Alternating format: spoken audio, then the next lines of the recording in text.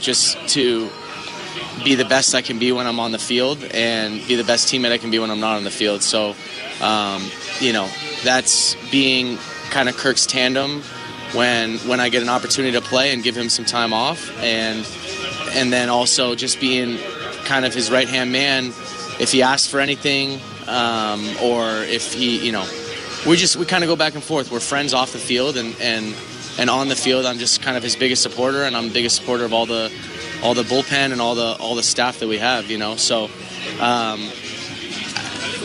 do I want a different role? Like, yeah, I probably would want to be playing more as an athlete. But Kirk is a fantastic catcher, and this is my role right now, and I have to be good in this role, and I have to try and excel in this role, and it's real. There's really no other person that would be better than to do it behind Kirk. So you've been unbelievable offensively.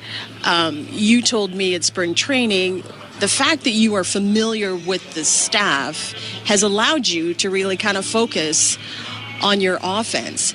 You've been around for a long time. Why do you think this season things have started to click for you?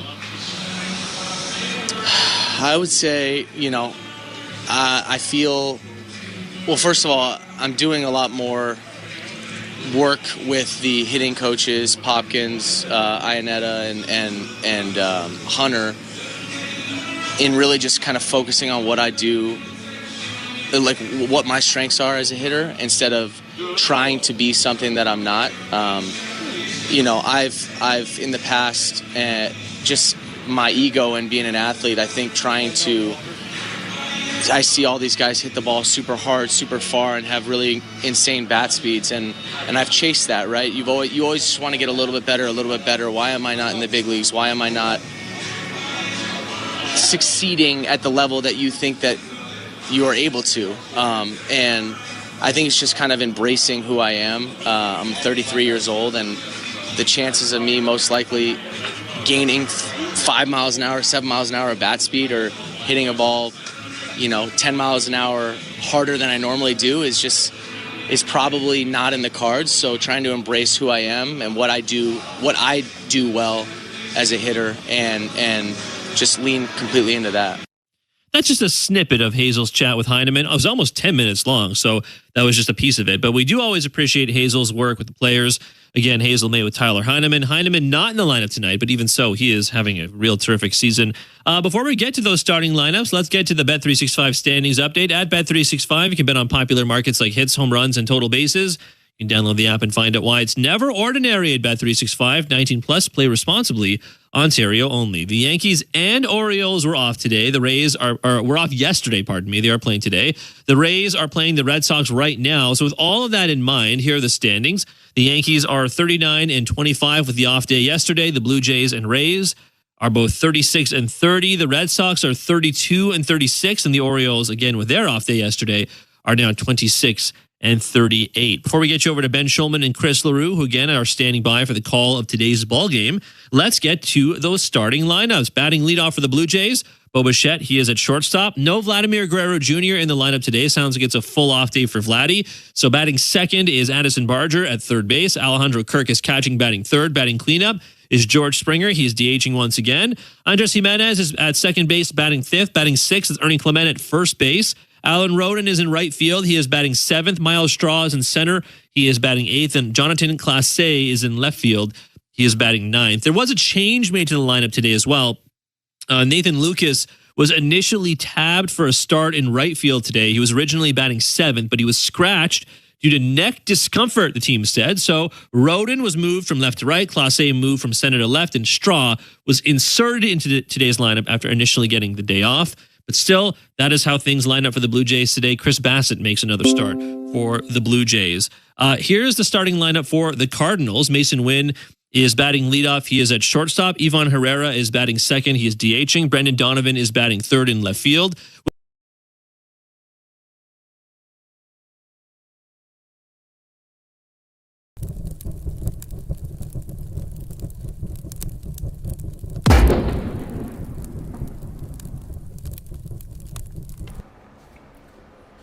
Oh yeah, Blue Jays fans, baseball fans, thanks for hanging out with us tonight and chatting it up, cheering on our favorite team, the Toronto Blue Jays. We keep looking to keep the winning streak going here. I know it's not really a winning streak, but whatever. Let's start one technically tonight against the Cardinals.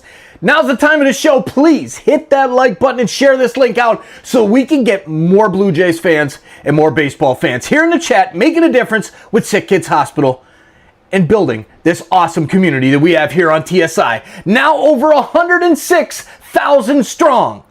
We appreciate you hanging out with us tonight and always. We'll see you back in the chat. Thanks for keeping it classy and sharing this out. Every single share is absolutely massive. It helps because YouTube sees more people enjoying what they're doing here on TSI, hanging out, keeping it classy. We'll see you in there. Go Jays, go.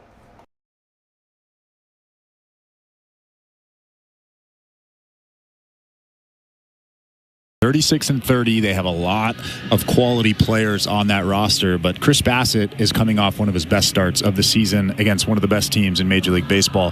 He wasn't good in his two previous starts up until that start, but he really figured something out against the Phillies, was able to throw inside to lefties, inside to righties, something he struggled with in his two previous outings. I expect him to be good today against the Cardinals. We'll see Bassett in the bottom of the first, but in the top of the first inning and warming up right now in the all-white jersey and pants with a red cap is a Tom Selleck stunt double and Miles Michaelis, 6'4", 230 pounds, 36-year-old from Jupiter, Florida, was a seventh rounder by the Padres in 2009. He's had lots of different interesting stops throughout his career, but for the majority of his big league career, he's been a Cardinal, and he's putting together one of his better seasons as a Cardinal, 4-2 with a 3.96 ERA in 12 starts. In 23 and 24, he had rough seasons. And the reason for that is he couldn't put guys away. He would get two strikes on a guy, and he would just groove one. He didn't want to throw a ball outside of the strike zone. And earlier this season, he had a tough outing, and he said, I'm not doing that anymore. When I get to two strikes, I'm throwing something outside of the strike zone. I expect him to do that tonight. Michaelis wipes his face, mustache included, with his left sleeve, and now steps onto the hill. The Blue Jays for a second straight day in royal blue jerseys and gray pants. Bo Bichette leading off. Michaelis into the wind, kicks and deals, and the first pitch is a fastball at the knees. Strike one. Time of the first pitch today, 7:46 Eastern. Another day at Busch Stadium in St. Louis, Missouri. The 0-1 pitch is poked out toward right center and down for a base hit. Not a bad pitch from Michaelis. A slider off the plate away, and Bichette just stuck the bat out and lofted it over the second baseman, Gorman. That was almost like a two-strike approach. Like you said, a slider off the plate by about a ball. Bo Bichette looks like he one-handed that almost over the second baseman, Nolan Gorman, just watching it go over his head. But that's an interesting base hit for Bo Bichette there to lead off this ball game. Bichette takes a lead off first. Michaelis from the stretch deals to Addison Barger. First pitch heater there for a strike, 0-1. Infield is in the shade right now, most of the outfield as well, but it's a hot day in St. Louis, 26 degrees and sunny. 6'4" righty offers home, and Barger lifts a ball to shallow left field. Shortstop Wynn is going out there. He turns to the left and makes the catch. Just grabbed it for the first out. He was angling right and then changed direction at the last moment. Underhanded, caught that, and actually brought the glove into his chest to make sure the ball didn't pop out. I think that ball actually, he bobbled that ball just a little bit. That could have been a big break for the Blue Jays, but he comes down with it for the first out. So 1 on and 1 out, and here's Alejandro Kirk. Couple guys moved up in the order like Barger and Kirk because it's an off day today for Vladimir Guerrero Jr. Right on right. No, it's going to be a step off and throw to first. And a dive back in by Bo Bichette. This first inning is brought to you by Armstrong Bird Food. The reason birds fly north, feeding Blue Jays since 1986. Visit ArmstrongBirdFood.com. Now the first pitch to Kirk. Swing and a fly ball center field, fairly shallow. Scott charging in, and it's down for a base hit. Bichette with a good job was creeping towards second the whole way and then took off when that ball landed. Bloop single for Kirk. who has done something to get the baseball gods on his side recently. 2 on with 1 out. My goodness, when you are hot, you are hot. That sinker just ate up Alejandro Kirk. I was going to say Vladimir Guerrero Jr. because he's always in this spot, but man, just drops in front of the center fielder. The Blue Jays are cooking now with 1 out. Scott, one of the fastest in baseball out in center field. You got to bloop it pretty shallow to get it in front of him. First pitch to George Springer now. Misses down and away, ball 1. So Bichette on second, Kirk on first, 1 out. No score in the top of the first inning. Michaelis with a 1-0. Foul tipped, Springer down to a knee on a big hack on a sinker. 1-1. Michaelis throws 2 types of fastballs, the 4-seamer and the sinker. He's got a slider and a curveball, a changeup, and every once in a while a sweeper that kind of splits the difference between his slider and curve. Is 1-1. Big over-the-top curveball at 74 for strike 2. Michaelis throws 5 pitches more than 10% of the time. That is incredible. We're watching 2 pitchers today, and Michaelis and Bassett, that in some ways are very similar. 1-2. Swing and a high pop-up right in the middle of the infield. Third baseman Arenado takes charge. Stepping onto the mound, he makes an underhanded catch on the back of the hill. 2 down. Tough play for the 10-time Gold Glover who climbed up the third base side of the mound, had to go down towards second base off the slope to make the play. And right on cue, Miles Michaelis throws a 2-strike pitch in a very hittable location. That was a 4-seam fastball right at the top of the strike zone. You could see George Springer frustrated after popping that baseball up. Only 9 pitches so far for Michaelis, who's very direct and trying to pitch to contact. First pitch curve misses outside to Andres Jimenez. Home plate umpire tonight is Clint Vondrak. Phil Cuzzy at first. Tony Randazzo is at second base, and Dan Bellino umpires third. The 1-0. Down and in. Jimenez moved the back left leg out of the way. Almost got hit on the knee with that pitch. 2 balls, no strikes.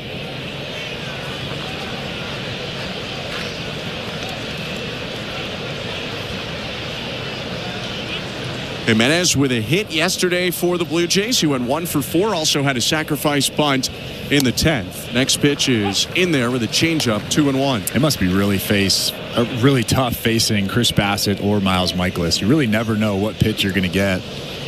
Like you said, 2 guys that throw all kinds of different pitches.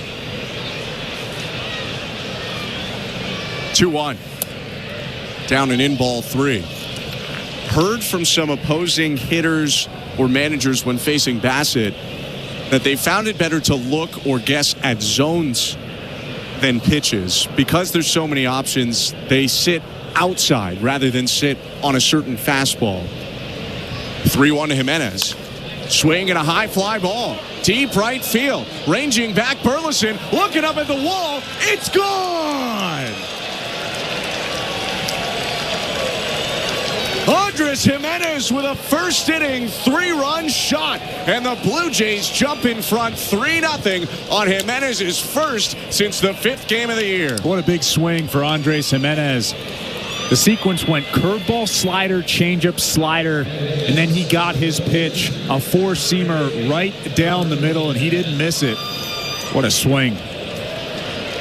He has looked like a different guy since returning from the injured list. And that's the cherry on top. 3-0 Blue Jays in the first as Ernie Clement takes a fastball for strike 1. Andres Jimenez wearing quite an oversized jacket for him. Walks down into the dugout. Looks like Ernie Clement in that jacket. 0-1. Ernie takes outside. 1 ball, 1 strike. Man, that's got to feel good for him.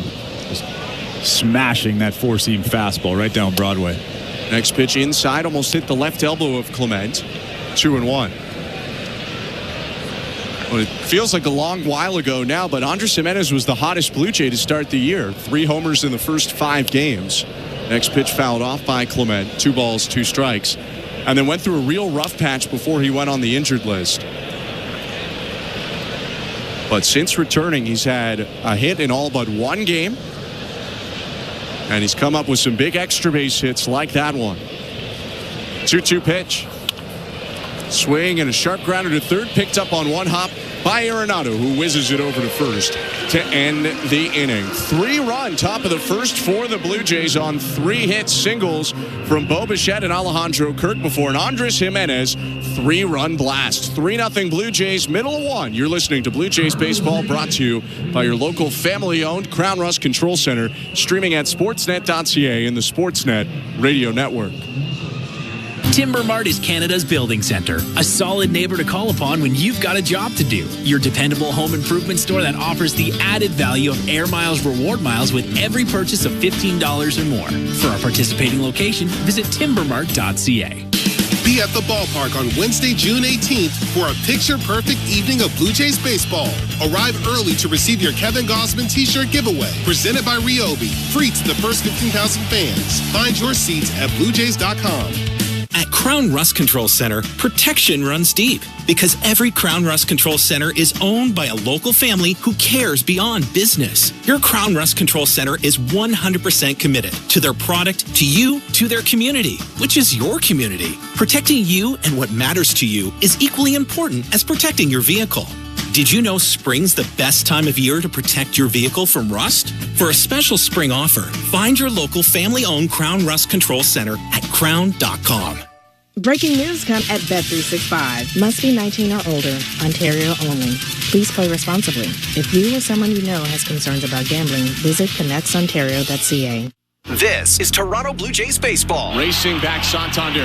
Leaps at the wall, and he made the catch. On Sportsnet 590 The Fan and the Sportsnet Radio Network.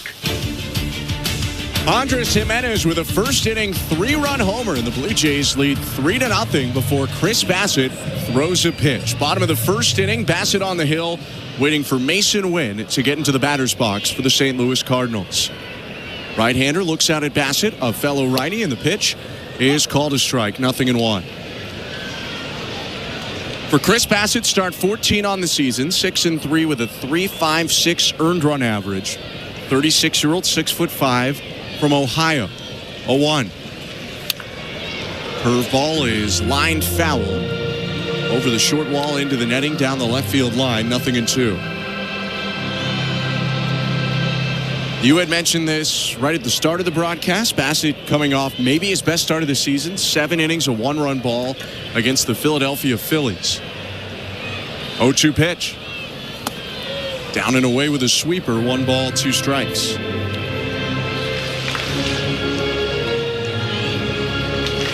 Already a couple shakes of the head from Chris Bassett on his first miss of the day.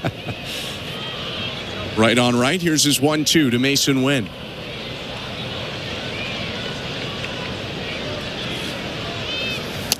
Swing and a miss, strike 3. Elevated cutter, outer half, and he gets Wynn for the first out. That's a perfect pitch right there. You could see Alejandro Kirk set up and away. Just hits the location, hits the glove for the first out of the inning. You can tell he's on right now. I know a small sample size, but things are looking pretty good for Chris Bassett. Welcome to the Timbermark broadcast booth. That's Chris LaRue. I'm Ben Schulman. Show Ali, our host and producer. Tom Young, our technical director. First pitch strike to Ivan Herrera. DH today for the Cardinals, and the guy who hit that big 3-run shot in the 8th that briefly gave St. Louis their only lead yesterday. 0-1. Broken bat, soft liner off the glove of Bassett. Charging from second, Jimenez has no play. That ball was lined right at Chris Bassett, so he stuck the glove out. And kind of the worst case scenario. It would have been better if he whiffed entirely or if it hit it more flush, but it just nicked the glove of Bassett, so it'll go as an infield hit for the DH. Yeah, it was a good pitch. It was a sinker in off the plate, just blew up Herrera's bat. But as a pitcher, if the ball comes at you, it's so hard to just let it go. Even though Chris Bassett knew that ball was going right to Ernie Clement, he tried to make that catch, but tipped off his glove, and Herrera ends up at first base. And now first pitch way high and outside to Brendan Donovan. First left-handed hitter in the lineup today for St. Louis. 4 different lefty batters against Bassett out of 9. 1-0. Called to strike, 1-1.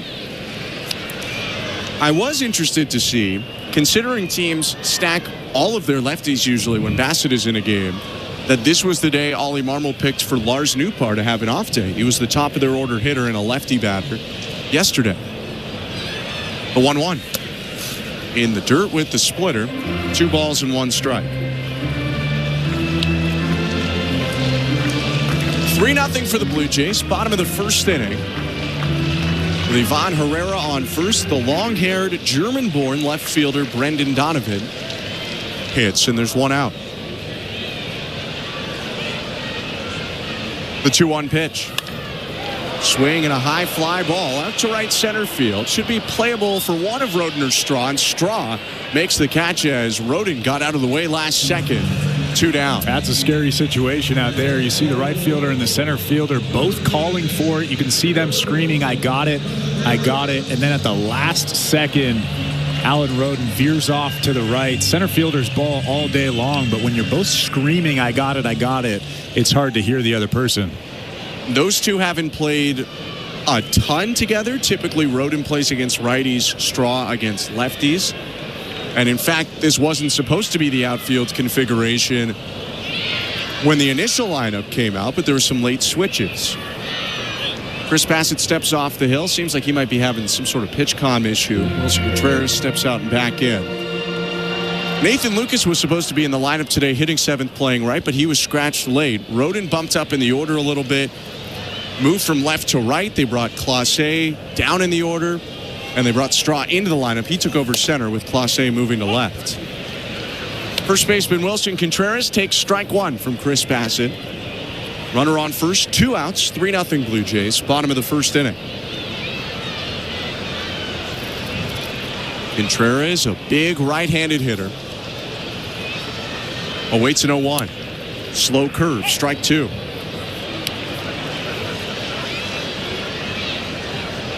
Felt like that curveball was really on for Chris Bassett in his last start.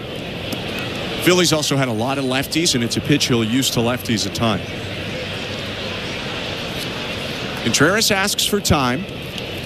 One other change. We might not have time to delve into it right now with 2 strikes and 2 outs, but Bassett, who had moved to the third base side of the rubber to start the season, moved back to the first base side, a more familiar spot for him last start after a couple rough outings before it.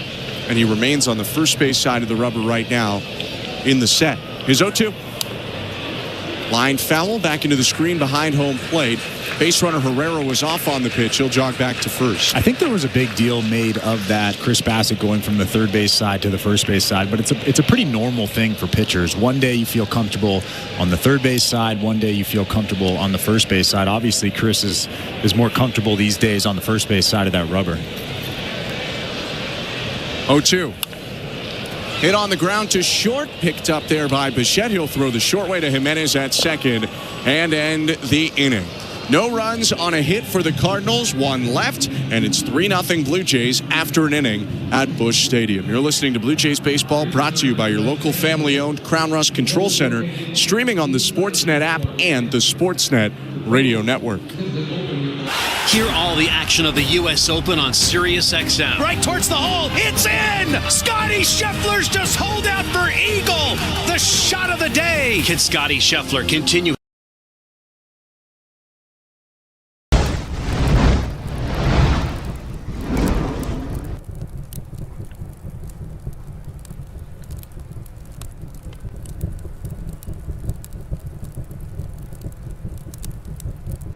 Hey Blue Jays fans, thanks for hanging out with us tonight for the Blue Jays and the Cardinals. They go after it once again. Our Jays got the open of the series with the extra inning win. I hope you liked the video earlier that was running as a trailer as well. Thank you for hanging out with us. Please hit that like button and share this link out like always. And while you're at it, now's the time of the show for you to let us know where you're watching from in the chat. Where is Toronto Sports Insider's reaching to today? Let's see. You can always click the link that's pinned in the chat that will take you to our live viewers tab on our website. You can see where everyone across the world's been hanging out. Thank you for letting us know in the chat. I want to see lots of Canadian flag emojis because we're all Toronto Sports Insiders. Cheers, everybody. We'll see you back in the chat.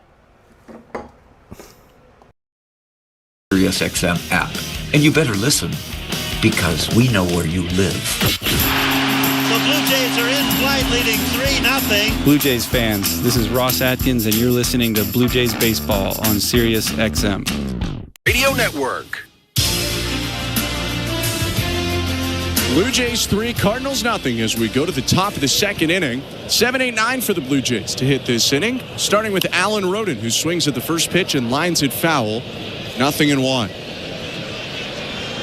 Thick lines of eye black on for the left-handed hitting Alan Roden. White arm sleeve on his right arm to match his white batting gloves and light-colored cleats. 0-1.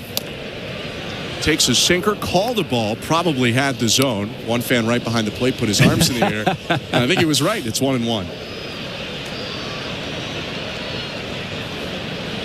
Roden Straw Class A hitting. The 1-1 pitch to Roden misses outside. 2-1. And the Blue Jays' offensive outburst over the last couple weeks has had a lot to do with guys in the middle of the order, also guys hitting 7-8-9 as Roden hooks it on the ground to first, picked up by Wilson Contreras. He'll hand it off back to Michaelis, who steps on the bag. 1 out. Well, that's been the most impressive thing. It's not just Bo Bichette, Anthony Santander, Vladimir Guerrero Jr. It's actually just everybody in that lineup contributing, and I mean, nobody better than Alejandro Kirk right now. 4 for 5 in last night's ball game. He is on quite a roll. 1 out, and Miles Straw hits. Mentioned this in the bottom of the first. Straw was not originally in the lineup today. The pitch. Outside, ball 1. He's been mostly saved for when Varsho was injured or hitting against lefties. Those were the main starts for him. I guess Varsho injured again as the 1-0 misses outside. 2-0. But specifically more the first stint, because the Blue Jays didn't have Jonathan Clase at that point, who's now playing a fair bit of center field when there is a righty on the mound. Righty Michaelis steals home, and it's fouled back by Straw. 2-1. This second inning is presented by Bet365. At Bet365, you can bet on popular markets like hits, home runs, and total bases. Download the app and find out why it's never ordinary at Bet365. 19 plus, play responsibly. Ontario only. 2-1 lifted out to center field, ranging back toward the track. Victor Scott makes a one-handed catch, and there's 2 outs. That ball just kept going and going. A slider over the middle of the plate. Miles Straw hammered that thing to center field, and Victor Scott catches that thing on the warning track, almost up against that wall in center field.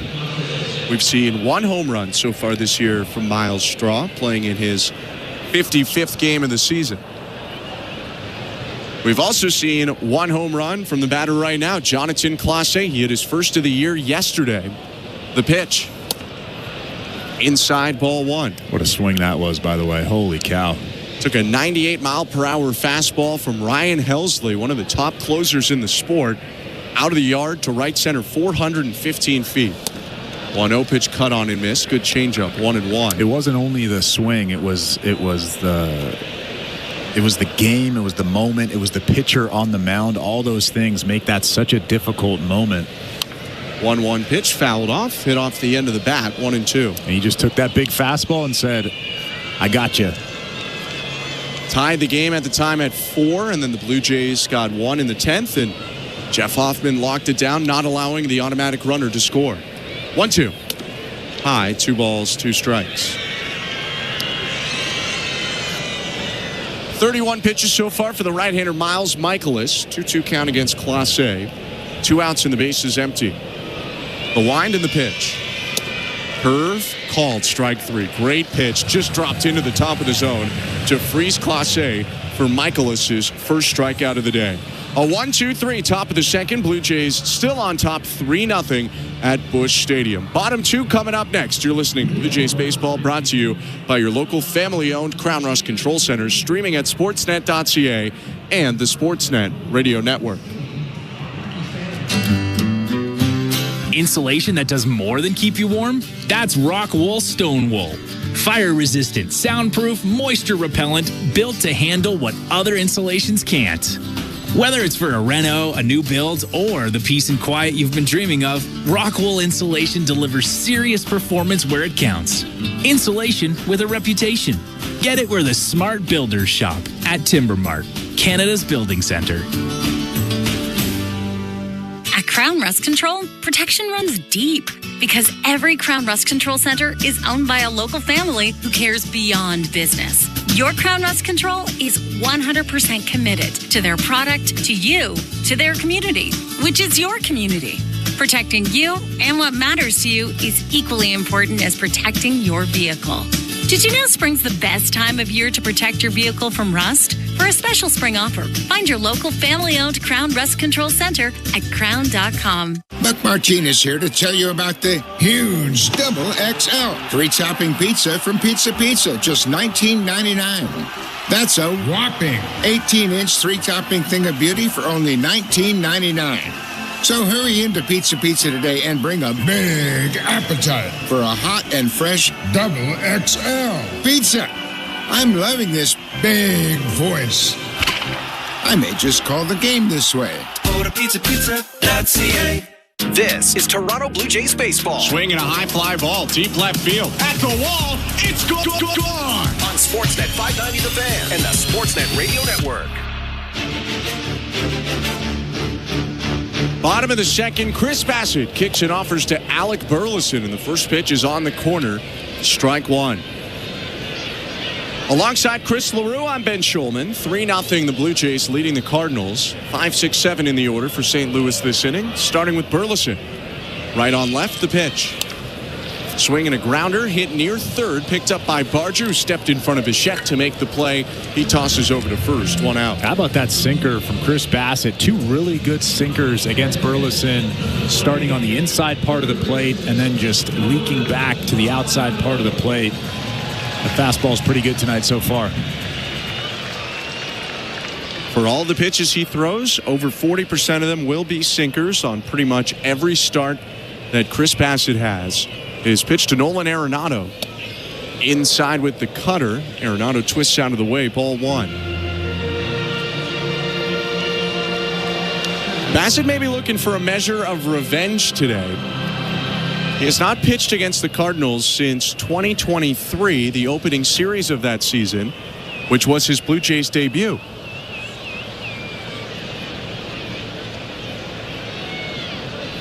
One-0 pitch. At the knees, no, it's not called a strike. It's 2-0.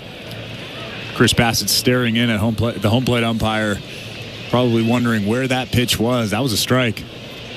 Alejandro Kirk with a little head tilt. He'll save the big head tilts for later in the game when you don't have to massage the relationship with the ump as much. 2-0 pitch hit on the ground up the middle and into center field.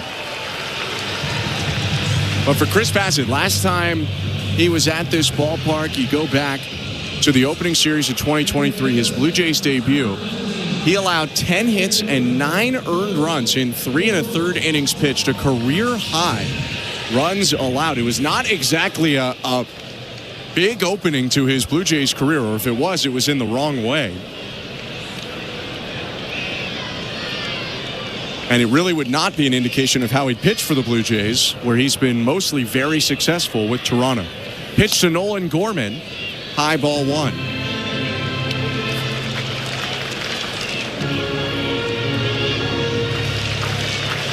Now that was the first ever time Alejandro Kirk caught the complicated mix of Chris Bassett. They've worked together a ton since. 1-0. Outside and high, 2 balls, no strikes. And he's actually not throwing as many pitches now as he did back then. He actually threw 7, 8, 9 pitches in a game. Now it's more like 5-ish. A lot easier to catch, especially if you know a guy.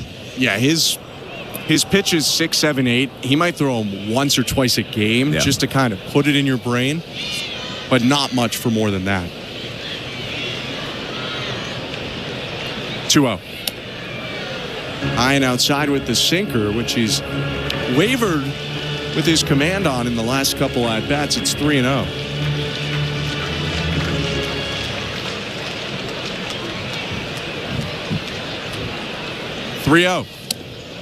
High with the fastball, ball 4. 4 pitch walks, some pretty big misses, all on the sinker for Chris Bassett. And with 1 out, the Cardinals have runners on first and second. Yeah, he fell behind Nolan Arenado 2-0. And then he falls behind Gorman there. Well, actually walked Gorman on 4 straight pitches. So that command right now is a little bit shaky, at least over the last 7 pitches or so. 3-0 Blue Jays, bottom of the second. And the pitch to Pedro Pages, the catcher for St. Louis. No, it's going to be a step off first.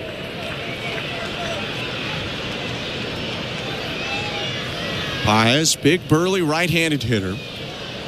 Thick beard connects to his mustache, and he bounces his lead left foot off the dirt slightly. First pitch, fouled away. Sinker back in the zone to get ahead 0-1. That's how it's done right there. 93, good sink on that fastball in the inside part of the plate, just tying up Pages. I know he just got back into the zone, but now he wants to dive out of it because Pages chases a ton. 34% chase rate, bottom 5th of the majors. So what? Never mind, go right on the corner with a sinker, strike 2. Well, even if you swing the bat there, the only thing you could really do is probably either foul it off or break your bat, but it's a good pitch. That's pitcher's pitch, down and in.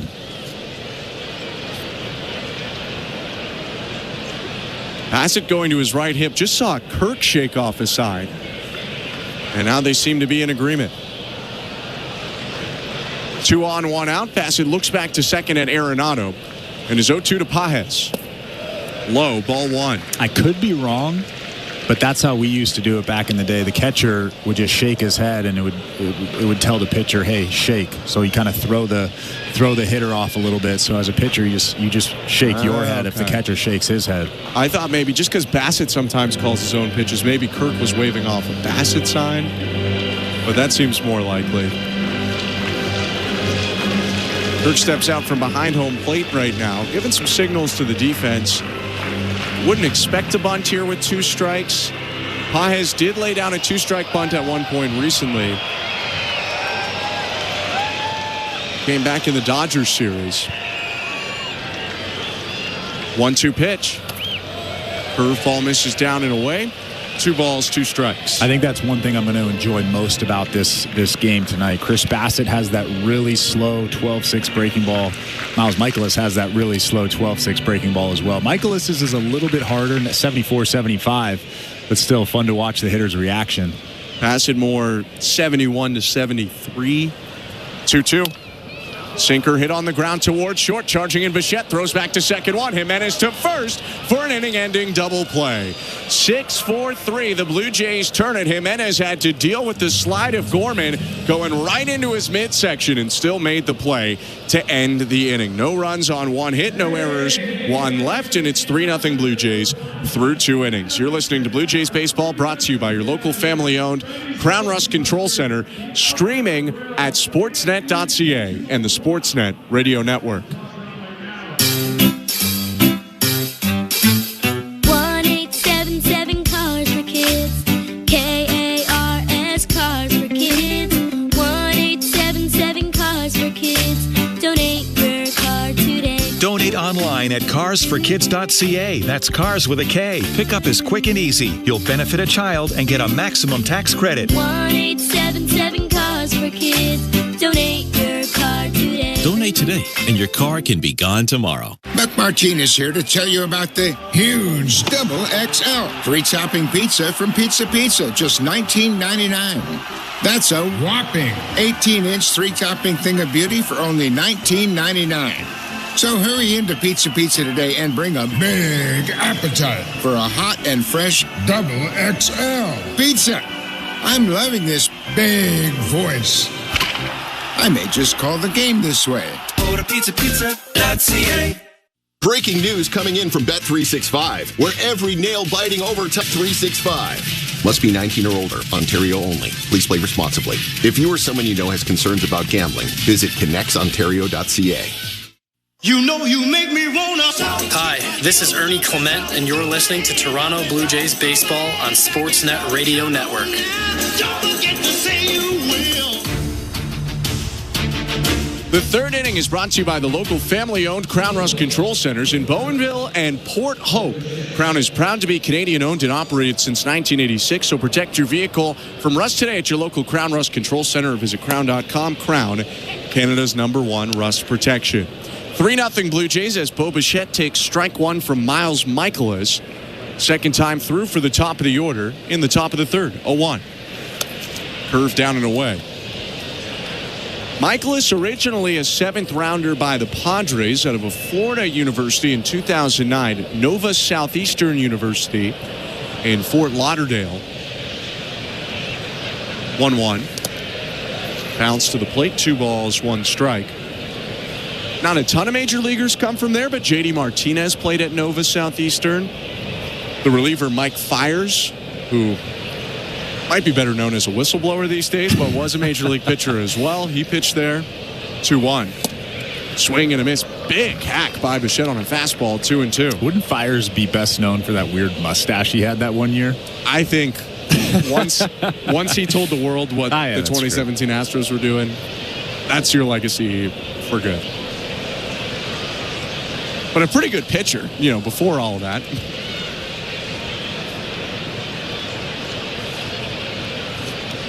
2-2. Swing and a foul off to the right, into the seats out of play. Things, though, did not go very well for Michaelis early in his major league career. He came up with the Padres in 2012. Got hit right from the jump. First batter he ever faced was Giancarlo Stanton. Not a great matchup. He homered first at bat, and he generally struggled to get regular time with the Padres. 2-2. Swing and a bouncing ball up the middle. Hit to the shortstop. Win. Gathers. Tosses to first. 1 out.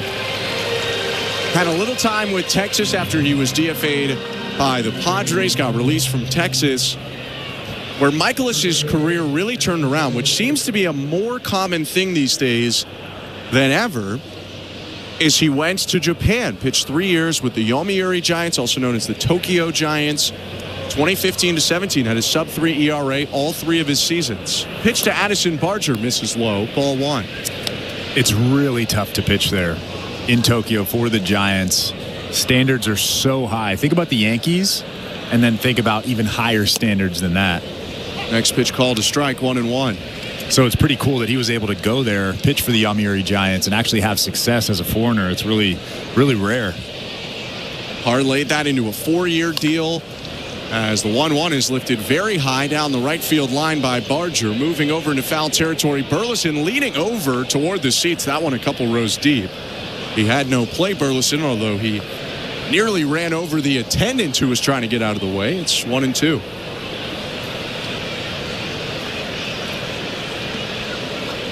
So he goes to Japan, comes back 2018, leads the National League in wins with 18, career best 2.83 earned run average, threw over 200 innings. I mean, he was really, really good in his first year.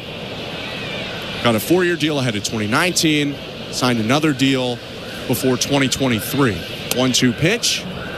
Called. Strike 3. Curveball on the outside corner. Gets Barger. Second strikeout of the day for Michaelis, and his second out in the top of the 3rd. Well, like I mentioned, that curveball is very similar to Chris Bassett's. It's just a little bit harder. That one was 77, but such a big break on it. Starts above the strike zone and ends up at the bottom of the strike zone, just clipping the black on the outside corner. A tough pitch to hit. 2 outs in the pitch to Alejandro Kirk is another curveball that drops in for strike 1. Things seem to be trending the wrong way for Michaelis in his mid-30s. 0-1 pitch, good sinker for a strike, 0-2. He was an all-star in 2022, but then near 5 ERA in 2023 and an over 5 earned run average in 2024, despite the fact he was the opening day starter for the Cardinals. But this year he's bounced back. His 0-2. Bounced down and away, 1 ball, 2 strikes. Ben, I have to say, though. What's up?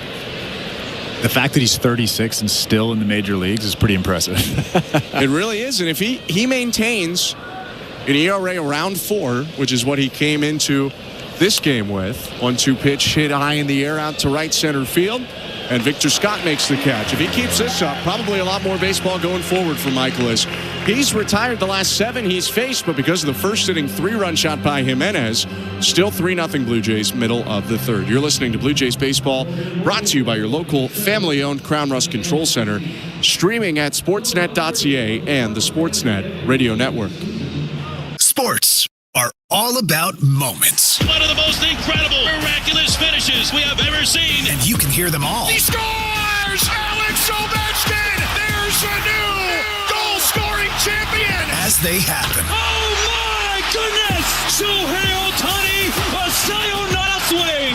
Live live in the moment. Rory McIlroy on his knees. He's won the Masters. With live sports on Sirius XM and the Sirius XM app.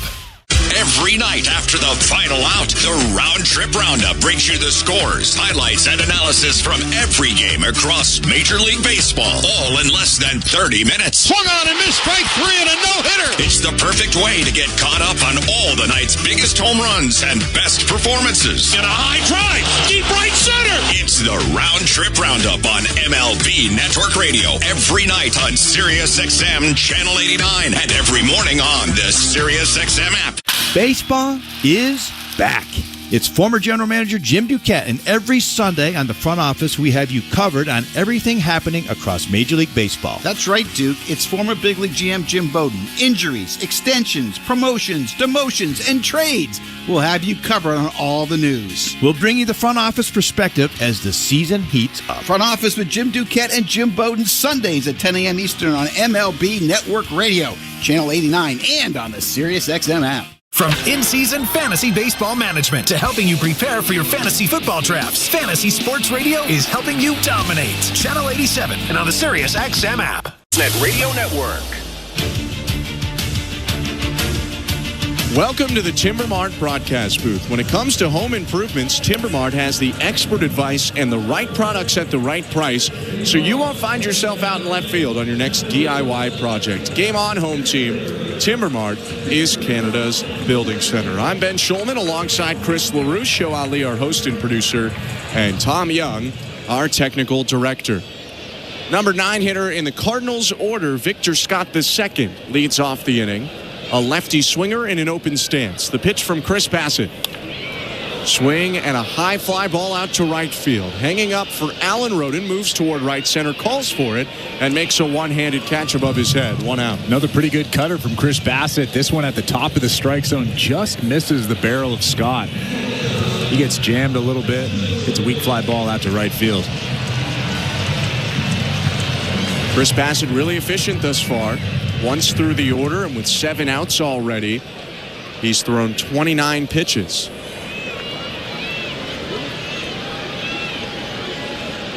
Mason Wynn up to the plate, top of the order hitter, and the pitch. Outside, ball 1.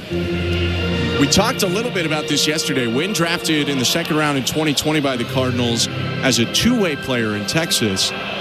It was interesting to hear some of Bobby Witt Jr.'s comments about it. Cardinals and Royals matched up recently in a Battle of Missouri. 1-0 pitch called a strike, 1-1. And it is a Battle of Missouri because even though they're in Kansas City, they're in Kansas City, Missouri rather than Kansas. And Witt talked about facing Mason Wynn, the pitcher, in high school. 1-1. Swing and a high pop-up in between home and first. The first baseman today, Ernie Clement, moves in to make the catch on the infield grass. 2 down. He said, quote, "I always remember he could hit, he could play shortstop, had a cannon, but when he was on the mound, he was just so much above. He was throwing 98, 99 as a junior or sophomore, so second or third year in high school. It was one of those things," Witt said, where it's like he's kind of a smaller dude, but he's throwing hard. He's just a true athlete, end quote. It sounds like if he had chose pitching, he probably would be in the big leagues right now, too. 2 outs in the pitch to Ivan Herrera. Takes it all the way for strike 1. So the only thing that I would be concerned with is the height, 5'9". And again, this is no slight against people who are 5'9". But when you're pitching and you're shorter, that ball comes in just a little bit flatter. Doesn't have as much life on it. 6'5" Chris Bassett tosses in a curveball that was close, called a ball outside. 1 ball, 1 strike. So it's much easier to barrel up, much easier to hit. I'm sure that the Cardinals thought about that. They had to have. Yeah. Because you don't give up on a guy throwing 98, 99 miles an hour. I don't care how good you are defensively. 1-1. High, 2 balls, 1 strike. Well, I can tell you if Marcus Stroman's listening right now, Chris, he's not happy with you. Well, there's obviously exceptions, Yeah. but Marcus has a ton of sink on his fastball. I'd have to see Wynn pitch before I make any judgments. 2-1 is outside, 3 balls and 1 strike. Not to mention, things have worked out very well for him anyway. So this is probably the right choice. And he's such a good defender at short. You couldn't really have him play short and hit and pitch, as we saw with the brief time Ohtani played outfield when he first got to the majors. 3-1 pitch, tagged by Herrera, deep to left field, but it's going to hook foul into the seats. It's 3-2. This is the opposite thing, but it's kind of like when I was catching in high school and college, scouts would always come up to me and say, why are you catching? You're 6'5", 175 pounds. You should be on the mound. You should not be catching. Right. Because catchers are supposed to be 5'9". Next pitch is bounce foul, 3-2 still. Obviously, catchers now are a little bit bigger. They tend to be, 6'2", 6'3", but back when I was about to be drafted in high school, most catchers were below 6 feet.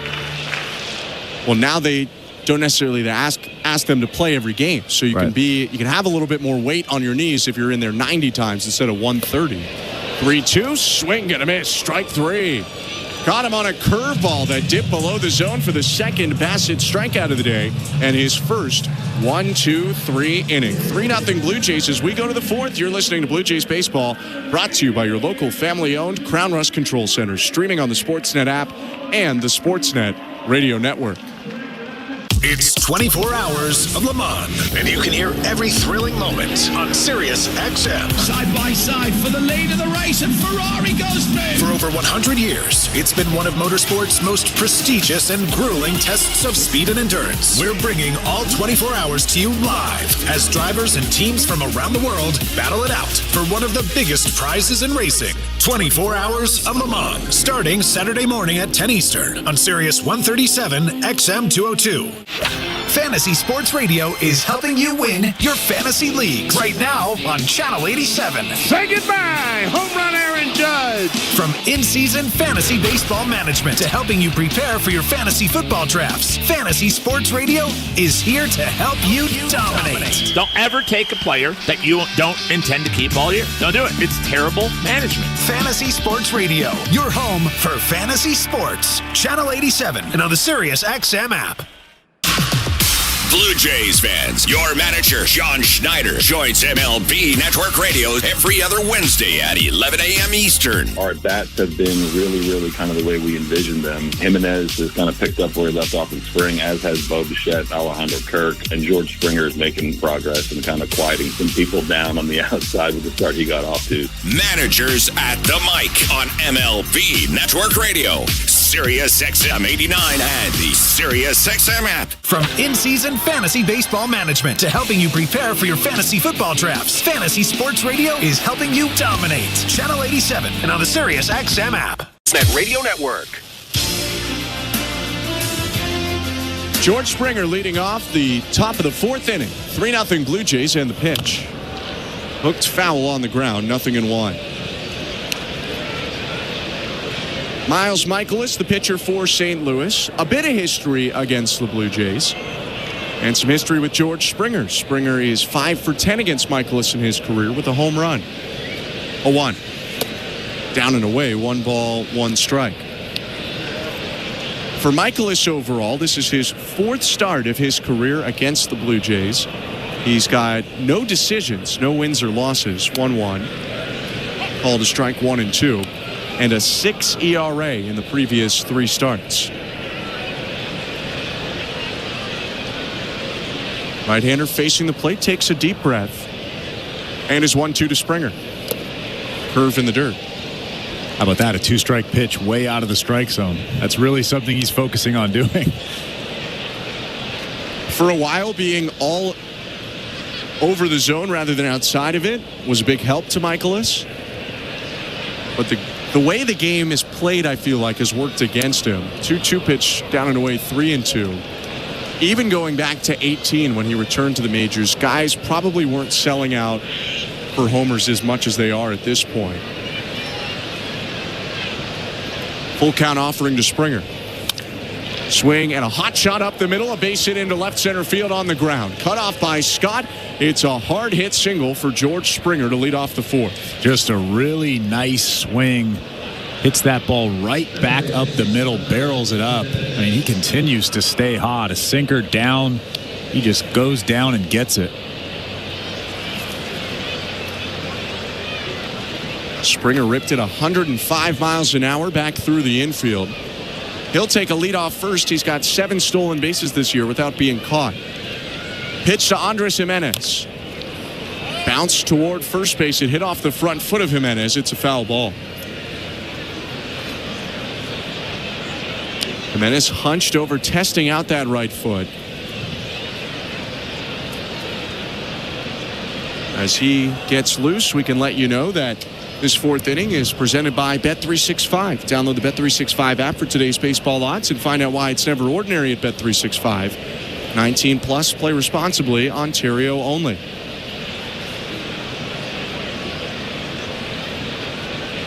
The 0-1.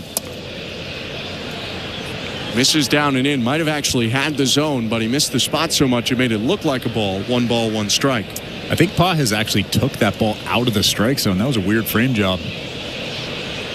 Pages typically with quite a strong defensive reputation.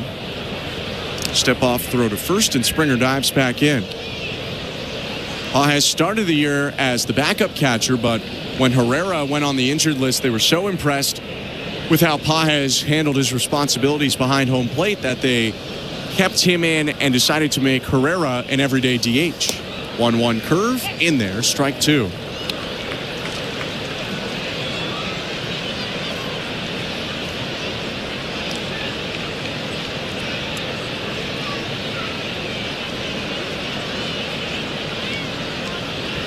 Springer on first with nobody out.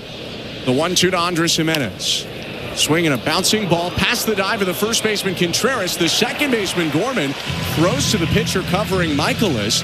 Up to second goes Springer. A lot of credit to Gorman and especially Michaelis hustling over to cover there to make sure they got the out on the 4-1 putout. Yeah, that was a really tough throw for Gorman. It was kind of like a quarterback leading a receiver. Michaelis was sprinting to first base, and he threw it at the first base bag. Michaelis eventually got there and caught that baseball. A really tough play. Well, Nolan Gorman only has to drive about 2.5 hours to watch Patrick Mahomes if he's looking to work on his quarterback play. Here's Ernie Clement with a line drive to left field. That's down for a base hit in front of Donovan. Springer had to wait. He'll advance to third. First pitch swinging. Clement gets on top of a high sweeper, and it's runners on the corners. 1 out. That's too bad for the Jays. George Springer had to wait kind of in between second and third. You can see him tilting his head back and forth. He wasn't sure about that one. But that's a good job making sure that Brendan Donovan doesn't catch that baseball. He ends up at third base. Still just 1 out in the inning. Ernie Clement staying hot with a line drive.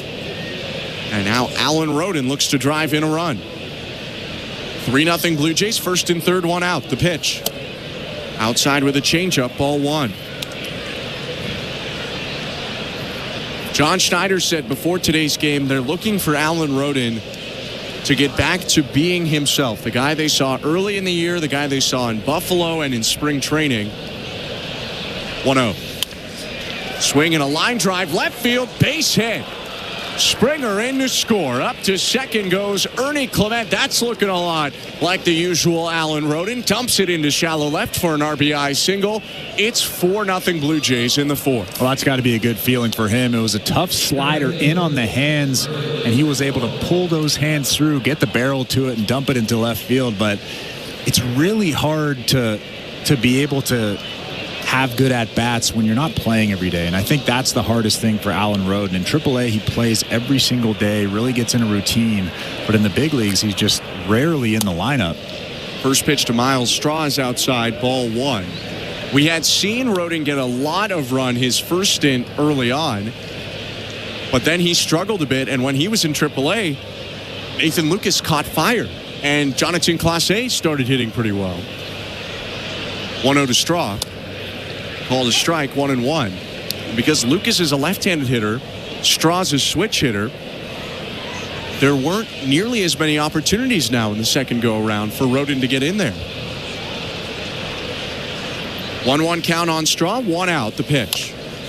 Chop toward third base. Arenado glove, steps on the bag 1, throws to first for an inning-ending 5-3. double play.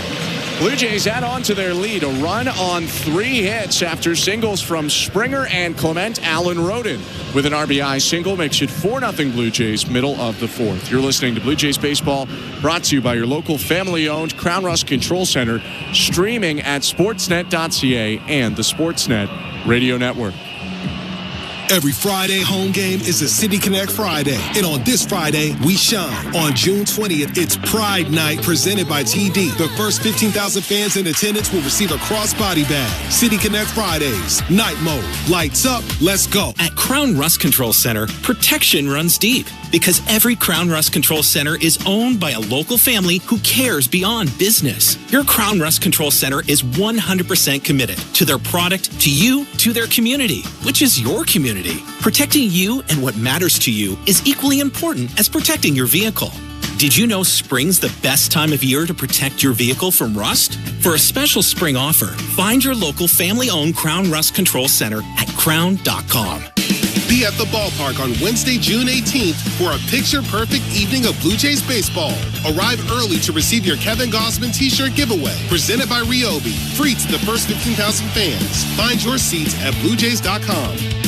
Breaking news coming in from 365. Must be 19 or older. Ontario only.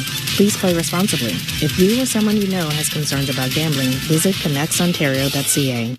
Hola, soy Vladimir Guerrero Jr. Está escuchando a Toronto Blue Jays Baseball en la radio de Sportsnet.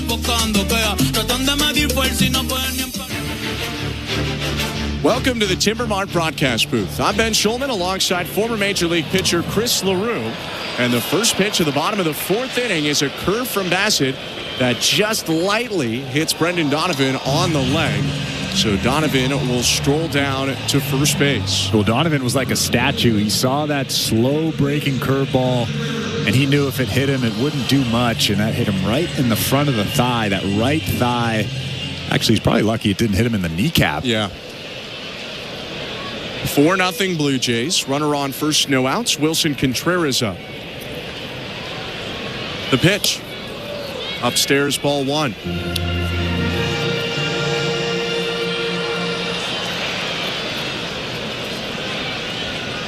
Contreras entered tonight hitting .252, 14 doubles, 7 homers, and 39 RBIs.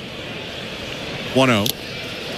Foul tip, and he doesn't go down to a knee. He falls to the seat of his pants on that swing. It's 1-1. Both of his feet actually came off the ground, and he just fell right on his backside. That is a big swing, trying to go big fly on that fastball in the inside part.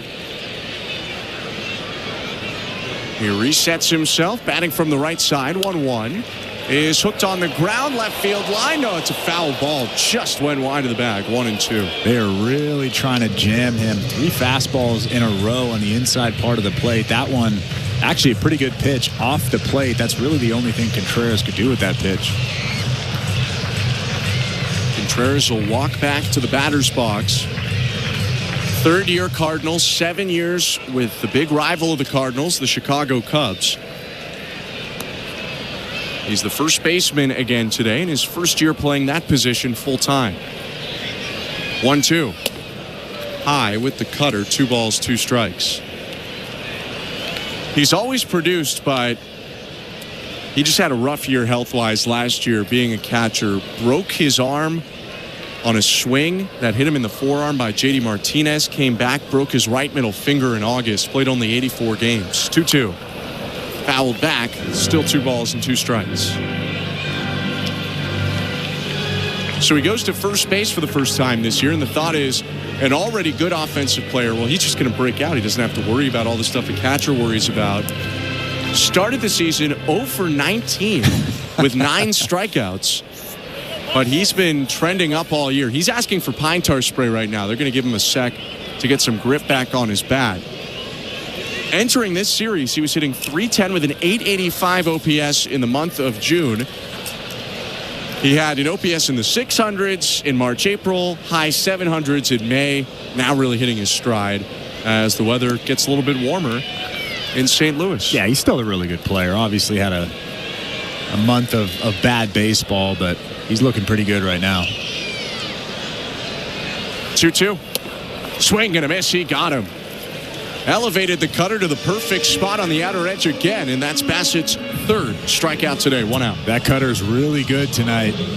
Like you said, just located that thing perfectly just above the strike zone. You could see the frustration on Contreras' face. Maybe thinking something slow there, but that cutter is a pretty good pitch for him, at least tonight. Bassett maybe looking now for a ground ball. Runner on first. Alec Burleson up with 1 out. The pitch. High ball 1. Burleson, a second rounder by the Cardinals in 2020 out of East Carolina. For the Pirates, he was both a pitcher and a position player through 140 innings in college. 1-0. Swing and a liner, left center field, down for a base hit.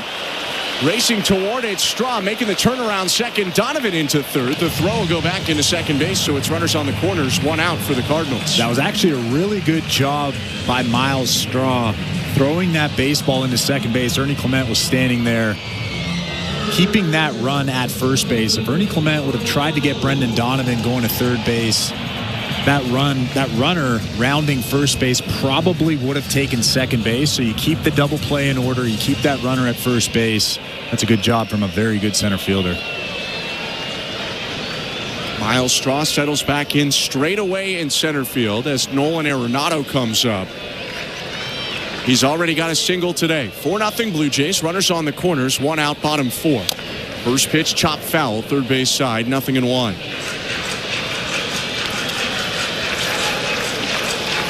Ten-time Gold Glover, 6-time Platinum Glover as the best defender at any position in the National League. An 8-time All-Star and probably a future Hall of Famer, Nolan Arenado. 0-1. Low, 1 ball, 1 strike. Oh, and not just a great defender, also a 5-time Silver Slugger at third base. Sounds like a Hall of Famer to me. Yeah. Approaching 2,000 career hits, nearly 350 home runs. Bassett will step off before he deals Arenado a 1-1.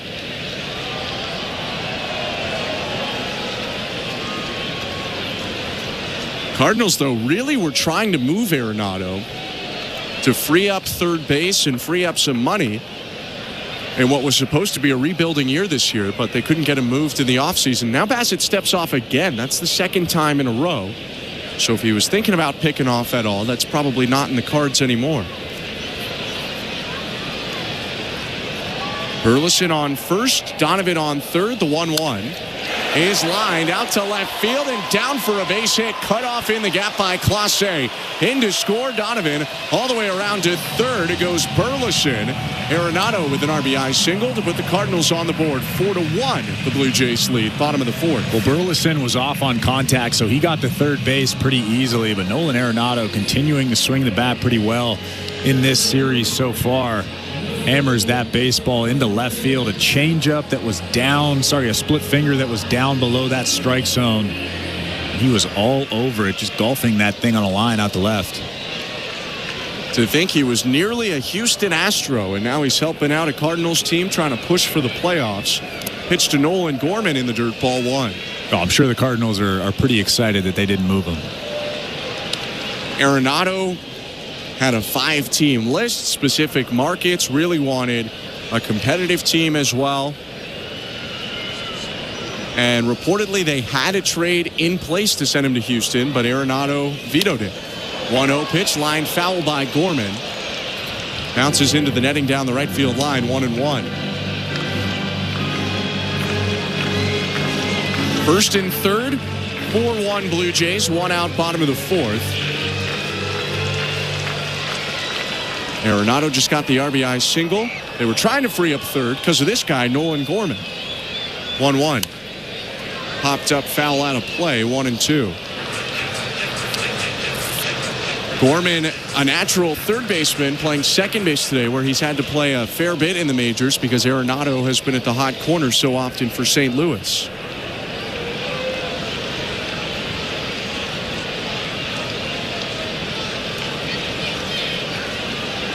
Left-handed hitter awaits a 1-2. Swing and a high fly ball to deep right field. Rodin in a jog. It's gone.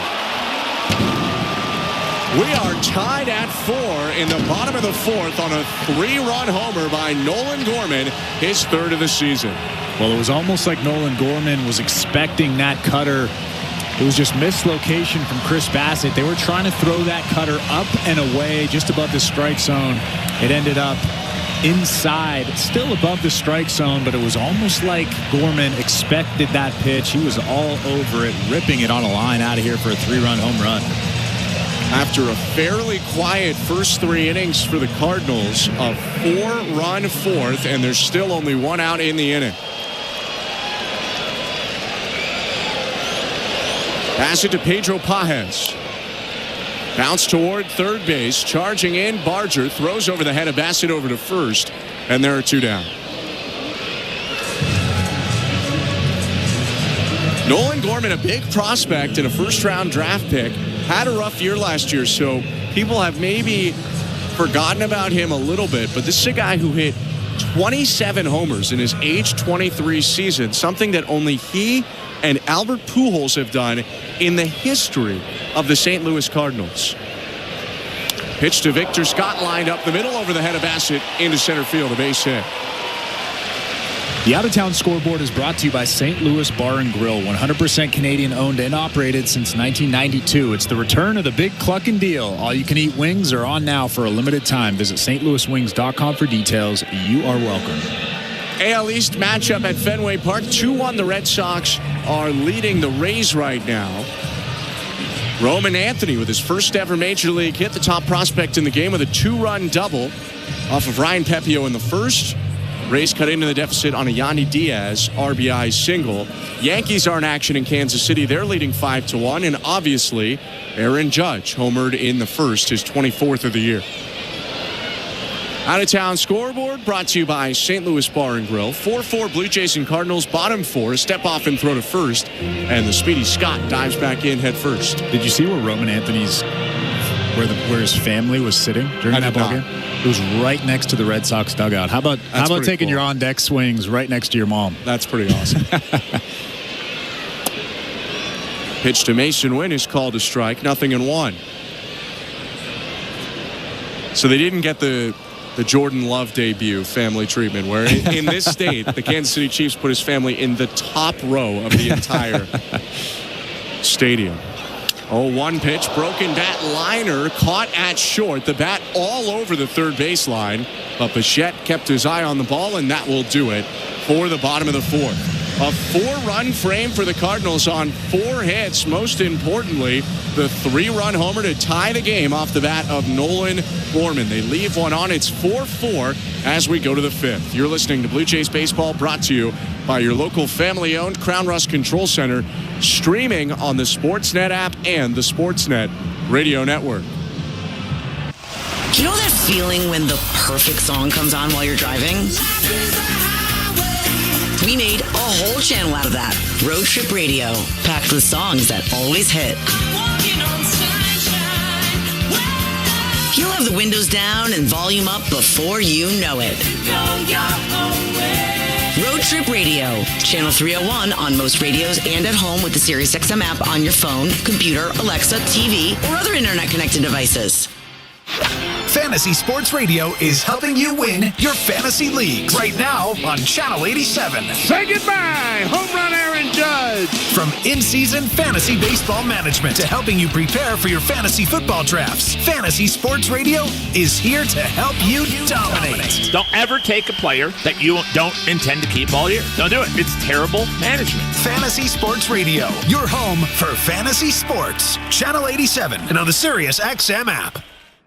This is John Paul Morosi. This week on the SiriusXM original podcast, The Road to Cooperstown, I sit down with Hall of Famer Randy Johnson. Losing my dad early in my career made me view the game a whole lot differently. It motivated me, and I pitched being a little bit angry, I guess. The Road to Cooperstown airs Saturday at 9 a.m. Eastern on MLB Network Radio, SiriusXM 89, and the SiriusXM app. New episodes drop every Tuesday wherever you get your podcasts. From in-season fantasy baseball management to helping you prepare for your fantasy football drafts, Fantasy Sports Radio is helping you dominate. Channel 87 and on the Sirius XM app. Sportsnet Radio Network. New ball game as we go to the 5th inning. A 4 spot for the St. Louis Cardinals in the bottom of the 4th has tied this game. 4 runs on 6 hits for both these clubs. Miles Michaelis gets a second chance to win the ball game now as he deals the first pitch of the 5th to Jonathan Clase. Fastball right down Broadway, strike 1. Welcome to the Timbermark broadcast booth alongside former Major League pitcher Chris LaRue. I'm Ben Schulman. 0-1. High, 1 ball, 1 strike. It was nice of the Cardinals, rather than getting their big 4-run inning in the 8th like they did yesterday, they're giving the Blue Jays more time to respond today. It was Clase who provided the response yesterday, and he'll take a curveball in. 2 balls and 1 strike. Clubbed a fastball out of the yard off of Ryan Helsley. Tied the game at 4-4 where we sit today. 2-1. Change up for a strike. It was nice to see that for Clase because he struggled a little against the fastball so far this season in the big leagues. Even after that home run yesterday, batting 189 on the 4-seamer, 280 on non-fastballs. 2-2. Swing and a fly ball, shallow right center field. Scott charging in, it's down in front of him, a base hit. Bit of a bloop knock for the speedy Clase, but he'll take it. A leadoff single for the Blue Jays as the lineup turns over. Well, he showed off his power in last night's ball game, and now he gets to show off his speed. Standing at first base with nobody out in this inning, a 4-4 ball game. I'm sure he'll try to get to second base with nobody out.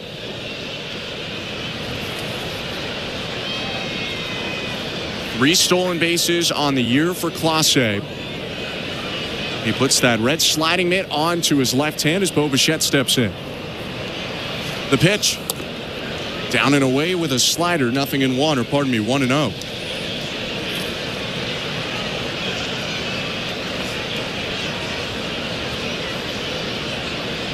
Bichette with a single today and a run scored. That came in the first. 1-0 pitch. Swing and a liner down in right field, a base hit. Clase hits the bag at second. He'll have to stop there. Bichette hit it pretty hard, and Clase had to wait for it to get past him, so he didn't run into the baseball. So it's first and second, nobody out. Yeah, he had to wait to see if Wilson Contreras, the first baseman, would make that catch. That ball wasn't really close to Contreras. It actually almost hit Jonathan Clase, so he didn't get a great jump to second base, but actually a good job by him making sure you're still in scoring position. There's nobody out. There's no reason to force it here. 2 on for Big Addison Barger. 4-4 game, no outs, top of the 5th. Michaelis with the pitch. Curve low, ball 1.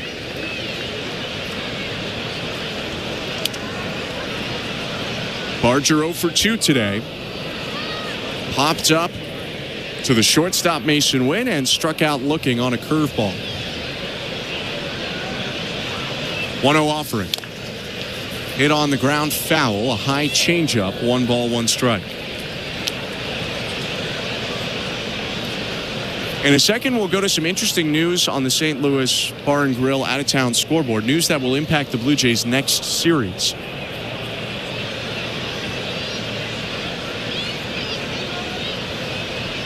One pitch.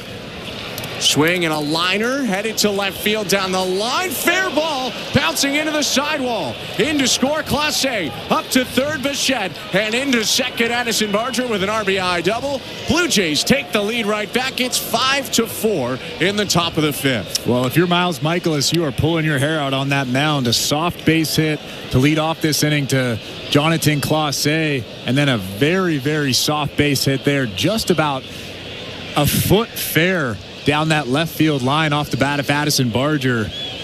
Blue Jays score a run there. They have runners at second and third, and still nobody out in this inning for Miles Michaelis. The big Barger muscles are not just for 400-foot home runs. They're for miss hits that he still muscles into the outfield. And now Alejandro Kirk in a huge spot. All he's done is come up in huge spots consistently all season. Infield is in for the Cardinals. Kirk already with a single and a run scored today. He had a bit of a bloop back in the first. The pitch. Swing and a bouncing ball to second base. Fielding it, Gorman looks off the runner at third and throws to first. No one advances, and there's one out. Well, obviously, Bo Bichette was waiting to see if that ball was going to get through. I'm sure he'll be going on contact here. If there was one out in this inning, he would have gone on that little weak ground ball to second base. But with nobody out, you stay put at third base, and you take your chances here with the next batter. That next batter is George Springer. Singled up the middle in the fourth and scored. Popped out to third in the first. The pitch. Foul tip, strike one. So on the St. Louis Bar and Grill out-of-town scoreboard, a couple hours ago, it was announced that Aaron Nola of the Phillies suffered a setback in his recovery from his rib injury.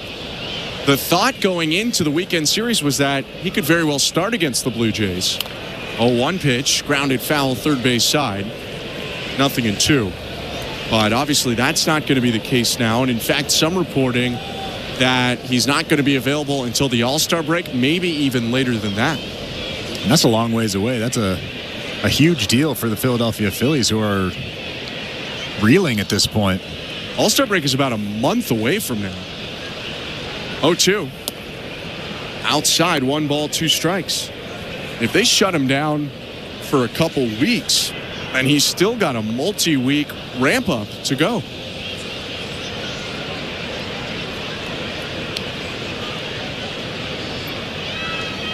One-two to Springer, way high with the fastball. 2 balls and 2 strikes.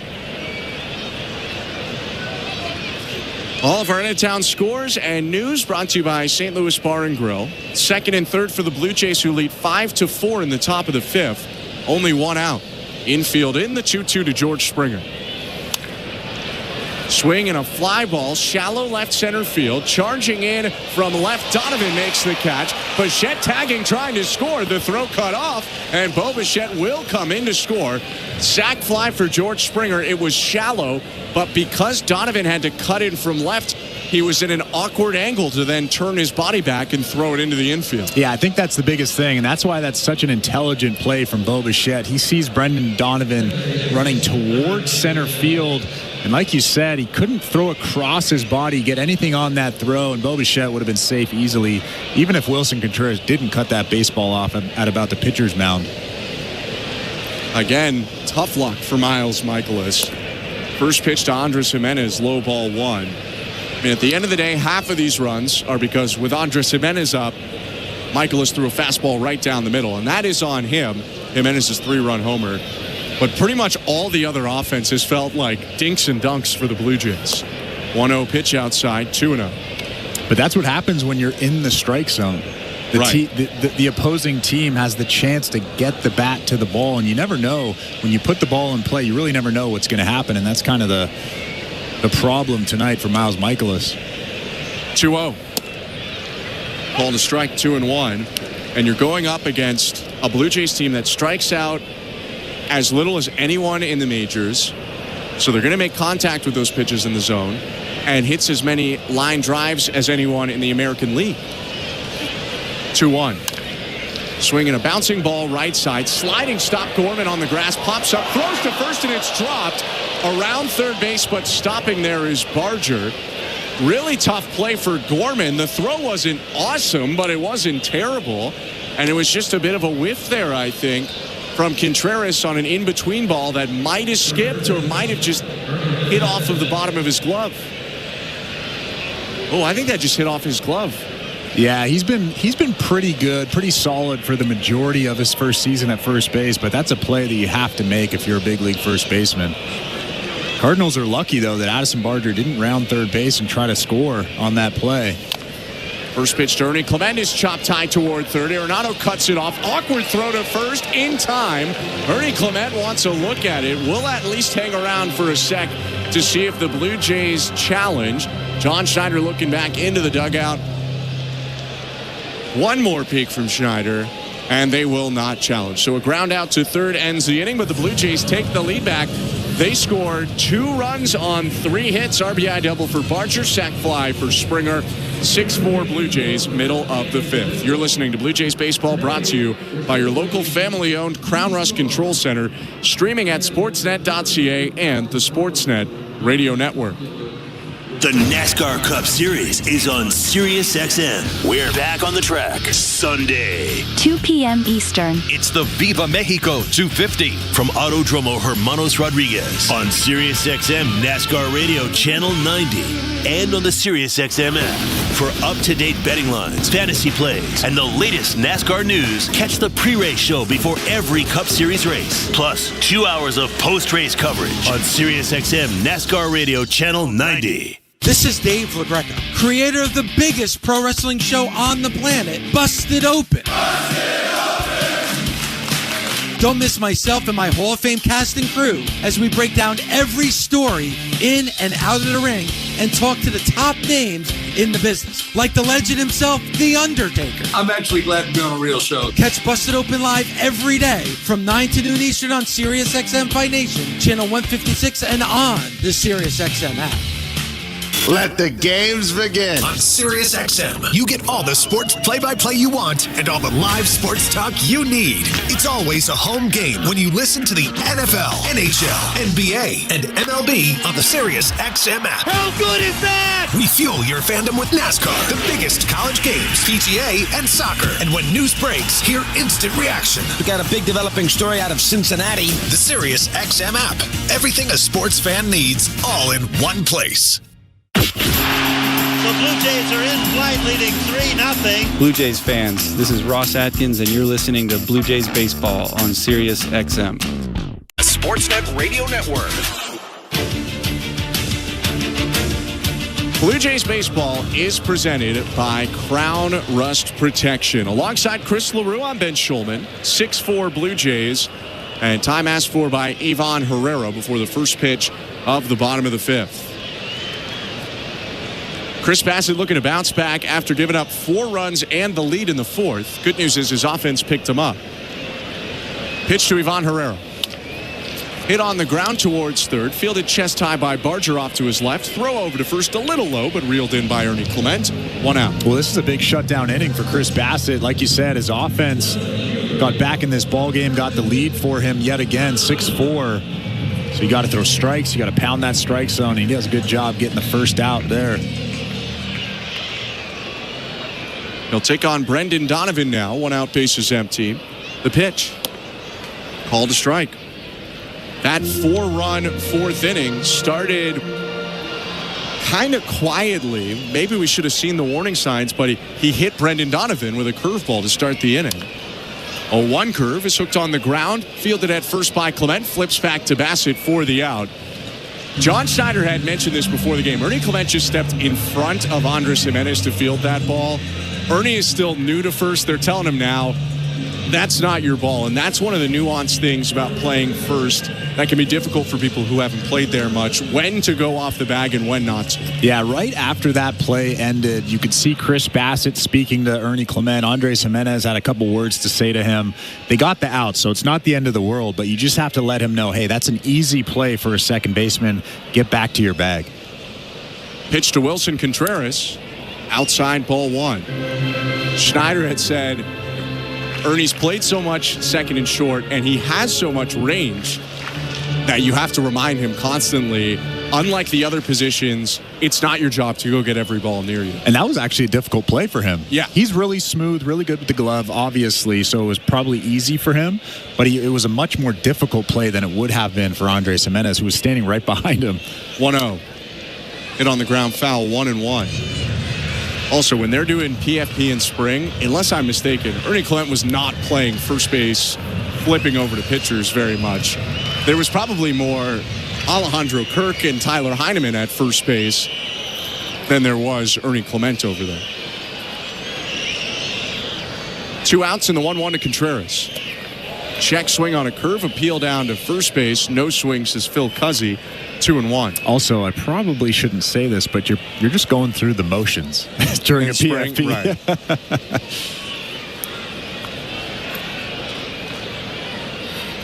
They do a little bit of it during the season. You'll see it from time to time before a game, maybe once a week. 2-1.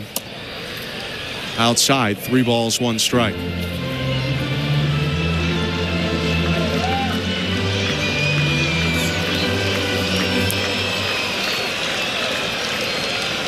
Contreras today 0 for 2, ground out and strikeout. 3-1 pitch, and he fouls it behind him into the brick backstop at Busch Stadium. 3-2. Looks like Wilson Contreras is frustrated with himself there, actually trying to swing at that pitch. That was a good pitch. It was a sinker inside on the black, but on a 3-1 count, you just let that pitch go.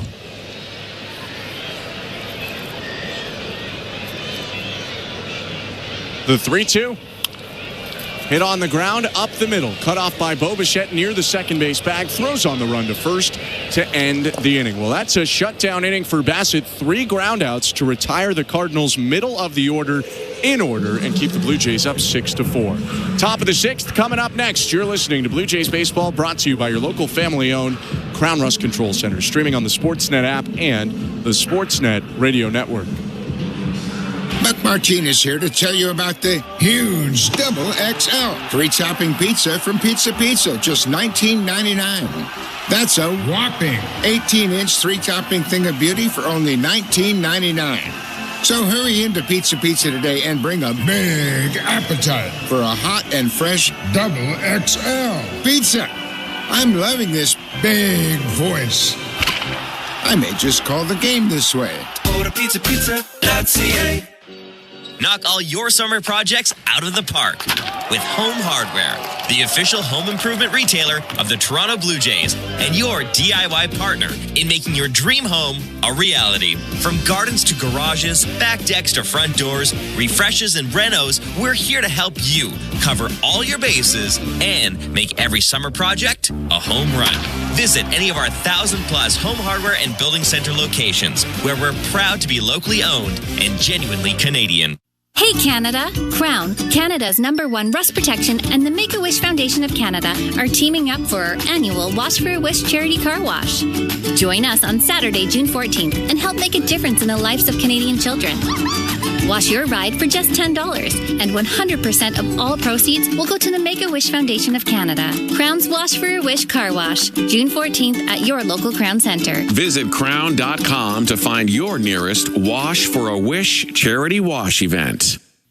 This is Toronto Blue Jays baseball. He dived and he made the catch.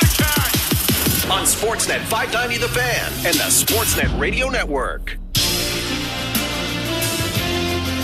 New pitcher into the ball game for the St. Louis Cardinals. Top of the 6th inning at Busch Stadium in St. Louis, Missouri. It's 6-4 Toronto as John King, the lefty, makes his first appearance of the series. King on to go left on left with Alan Roden. Blue Jays leaving Roden in there. The pitch. Swing and a ground ball hit to second base. Backhanded Gorman throws over to first. Contreras has it. 1 pitch, 1 out for King. This pitching change is brought to you by Home Hardware, the official home improvement retailer for the Toronto Blue Jays. Locally owned, genuinely Canadian. Blue Jays chased Michaelis out of the game after 5 innings of 9-hit, 6-run ball.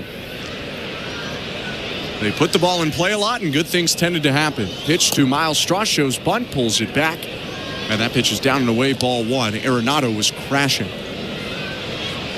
If there's one guy that I wouldn't bunt against, it's probably Nolan Arenado. Yeah. 1-0 pitch.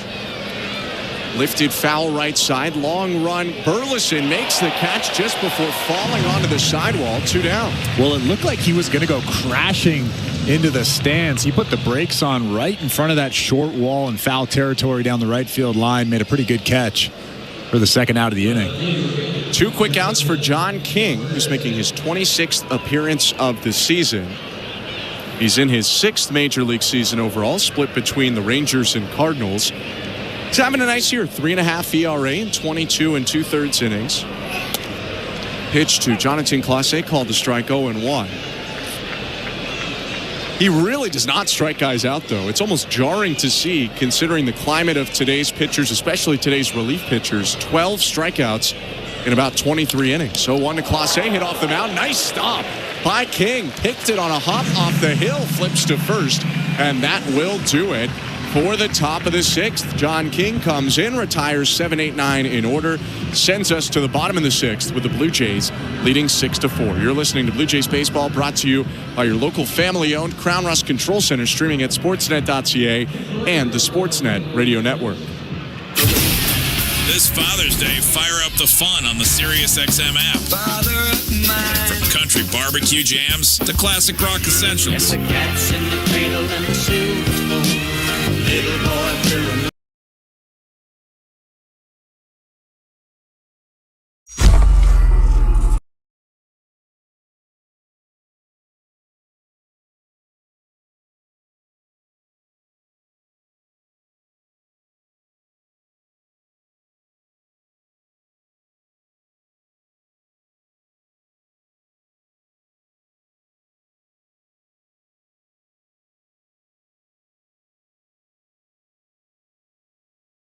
Featuring the sport's most entertaining experts. You don't get to say, I don't feel like making that play right now. You make the play. It's the world of soccer at your fingertips. How mouth-watering is that? SiriusXM.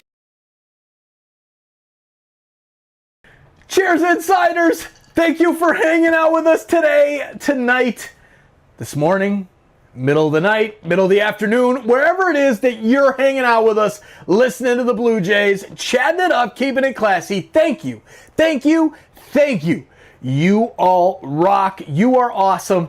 We appreciate you hanging out with us, cheering on our Blue Jays, because our Jays are special. This season, we've got something. These kids are going to put something together, I have a feeling, and we have a chance to make a playoff push, and we got to get behind them. And I'm just here to say thank you to you, you, for being here and making a difference with us here on TSI, making this awesome place to hang out for people, sports fans all over the world, and making that difference with SickKids Hospital in Toronto. As a percentage of our revenue from every single game is donated to SickKids Hospital. We are over $12,000 in our first year of donating and fundraising for SickKids Hospital. That's impressive. And that's on you and everybody else who's been here during a Toronto Sports Insider Live. Now let's get back to the baseball. Come on, Blue Jays. Let's go get a playoff spot. Isn't that pretty? That's so pretty. I just love these awesome plaques and play buttons. Thank you, Insiders, Blue Jays fans. Thank you for helping us reach this amazing, amazing milestone. You don't want to walk the leadoff hitter, bring that tying run to the plate. It's Nolan Arenado on deck as well. 1-1. Curve clips the outside edge. Called strike 1-2.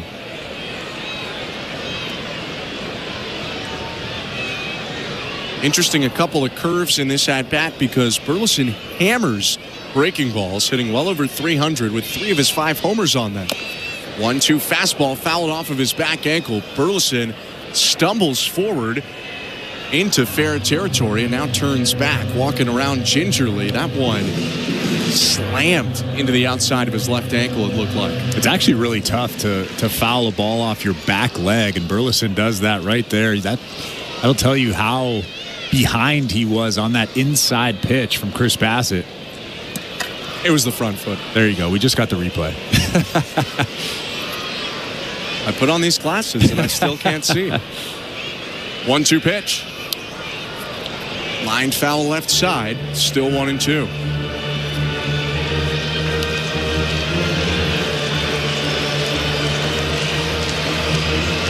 Coming off a 20-double, 20-homer season, Burleson 8 doubles, 5 homers so far this year.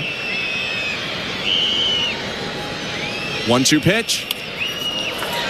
Fisted out to shallow right field. Moving forward, Alan Roden makes the catch. 1 out. That was a pretty good cutter on the inside part of the plate.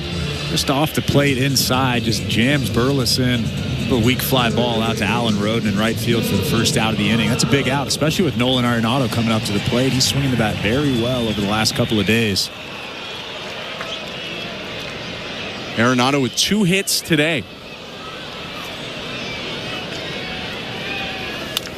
First pitch hit on the ground to shortstop. Picked up Bo Bichette. He'll toss over to first, 2 down. Blue Jays in St. Louis. Let's go over to the St. Louis Bar and Grill out-of-town scoreboard. That was smooth, Ben. Thank you. And here's one we don't do much. The Canadian men's national soccer team is in action today in a friendly match against Côte d'Ivoire, also known as the Ivory Coast. It is 0-0 right now in the 32nd minute of that friendly. Côte d'Ivoire, a very solid team. First pitch to Nolan Gorman, called a strike. 0-1, and Toronto FC's Jonathan Osorio in the lineup today for Canada. 2 outs, the 0-1, popped up. Left side of the infield, Bo Bichette taking charge, makes the catch shallow on the left center field grass to end the inning. Chris Bassett has retired the last 7 he's faced, and he's kept the Blue Jays in front 6-4 as we go to the 7th inning. You're listening to Blue Jays Baseball, brought to you by your local family-owned Crown Rust Control Center, streaming on the Sportsnet app and the Sportsnet Radio Network. Buck Martinez here to tell you about the huge Double XL free topping pizza from Pizza Pizza, just $19.99. That's a whopping 18-inch 3-topping thing of beauty for only $19.99. So hurry into Pizza Pizza today and bring a big appetite for a hot and fresh Double XL pizza. I'm loving this big voice. I may just call the game this way. Order pizzapizza.ca. Every Friday home game is a City Connect Friday. And on this Friday, we shine. On June 20th, it's Pride Night presented by TD. The first 15,000 fans in attendance will receive a crossbody bag. City Connect Fridays. Night mode. Lights up. Let's go. Timber Mart always has plans to help you with your plans. Your home, your cottage, your garage, whatever needs your attention first, check the most visited spot on our website for ready-to-order plans to get the job done with Canada's Building Center. Visit timbermart.ca. At Crown Rust Control, protection runs deep because every Crown Rust Control Center is owned by a local family who cares beyond business. Your Crown Rust Control is 100% committed to their product, to you, to their community, which is your community. Protecting you and what matters to you is equally important as protecting your vehicle. Did you know spring's the best time of year to protect your vehicle from rust? For a special spring offer, find your local family-owned Crown Rust Control Center at crown.com. Hi, this is Bowden Francis, and you're listening to Toronto Blue Jays Baseball on Sportsnet Radio Network. Pocahontas in the cranberry glaze.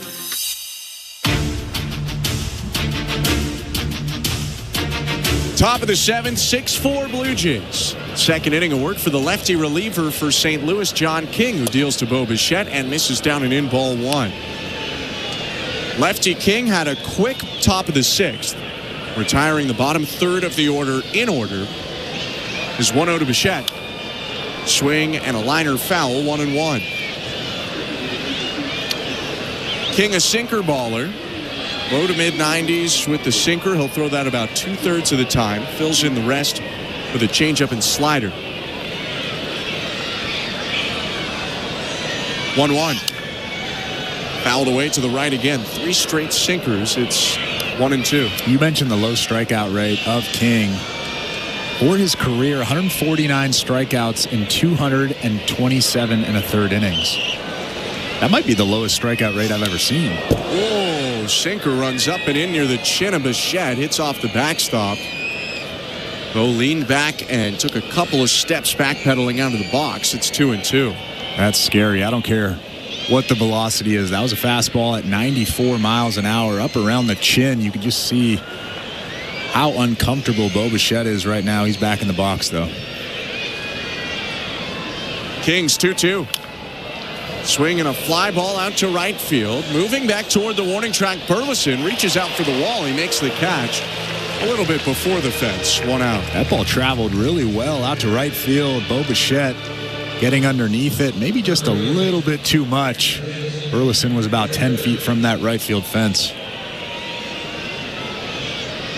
So 1 out and Addison Barger to hit. RBI double, a bloop down the left field line for Barger in the 5th. King offers and Barger breaks his bat on a bouncer up the middle that sneaks through into center field. Gorman, the second baseman, was pursuing it, reached down for it, but it just got past him, and Barger's got a 2-hit day. Addison Barger broke his bat on that single up the middle. There's a fastball inside. Addison Barger got jammed, but that's 2 soft hits for Addison Barger today, and I guarantee he will take both of them.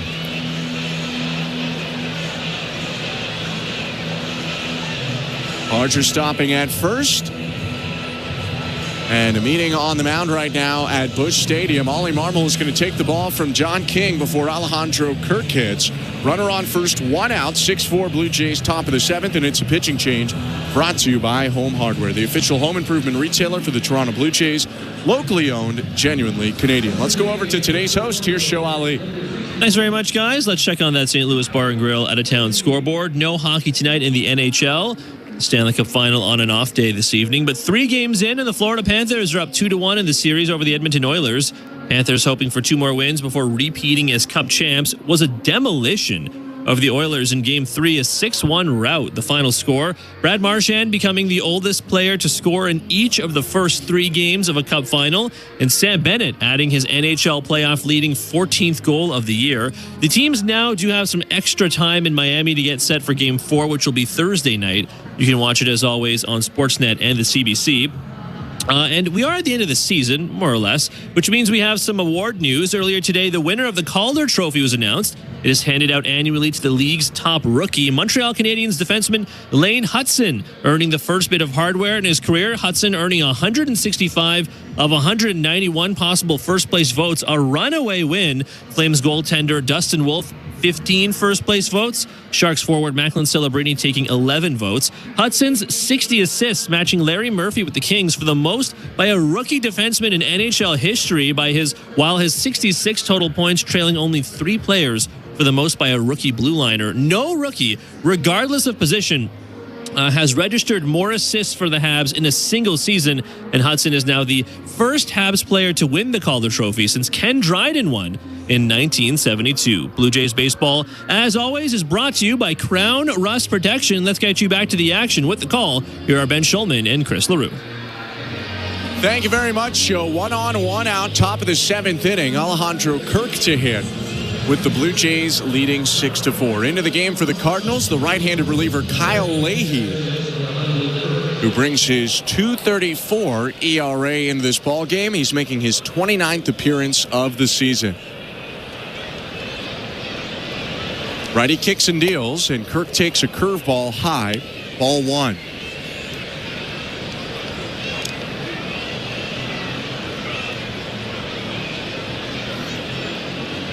Leahy, 4-seamer, slider, sweeper, curve, change, sinker. Misses down and away with a 4-seamer. 2 balls and no strikes. He also throws all of those pitches. Will throw the sinker the least at 8%, the 4-seamer the most at 30%. So everything is getting mixed in. 2-0. Swing and a high fly ball deep right center field. Moving back Victor Scott and Burleson. That ball is gone! Into the bullpen for Alejandro Kirk. Second homer in as many days. It's 8-4 Blue Jays in the 7th. I did not think that ball was getting out, but it just kept carrying out to right center. And at some point, a scouting report on Alejandro Kirk has to say that he's very good at going the other way. Teams' pitchers continue to throw him away, and he continues to do damage. That was a 94-mile-an-hour fastball up and away, and yet again, he hammered that pitch out of here for an 8-4 lead. First pitch to Springer, misses down and away, ball 1. For Kirk, his 5th homer of the season, now up to 31 RBIs on the year. 1-0. Swing and a liner, bounces off of the shortstop win and drops into shallow left. Skipped right before him. Springer is safe at first on a scoring decision that could go either way, but Blue Jays don't care. They have a runner on here, already up 8-4. And I would imagine that that's a base hit. That's a tough play. George Springer hit that ball pretty hard. It was a short hop over there at shortstop. Mason Wynn probably doesn't get George Springer at first base, even if he comes up with that ball. I would give it a base hit. They agree in St. Louis.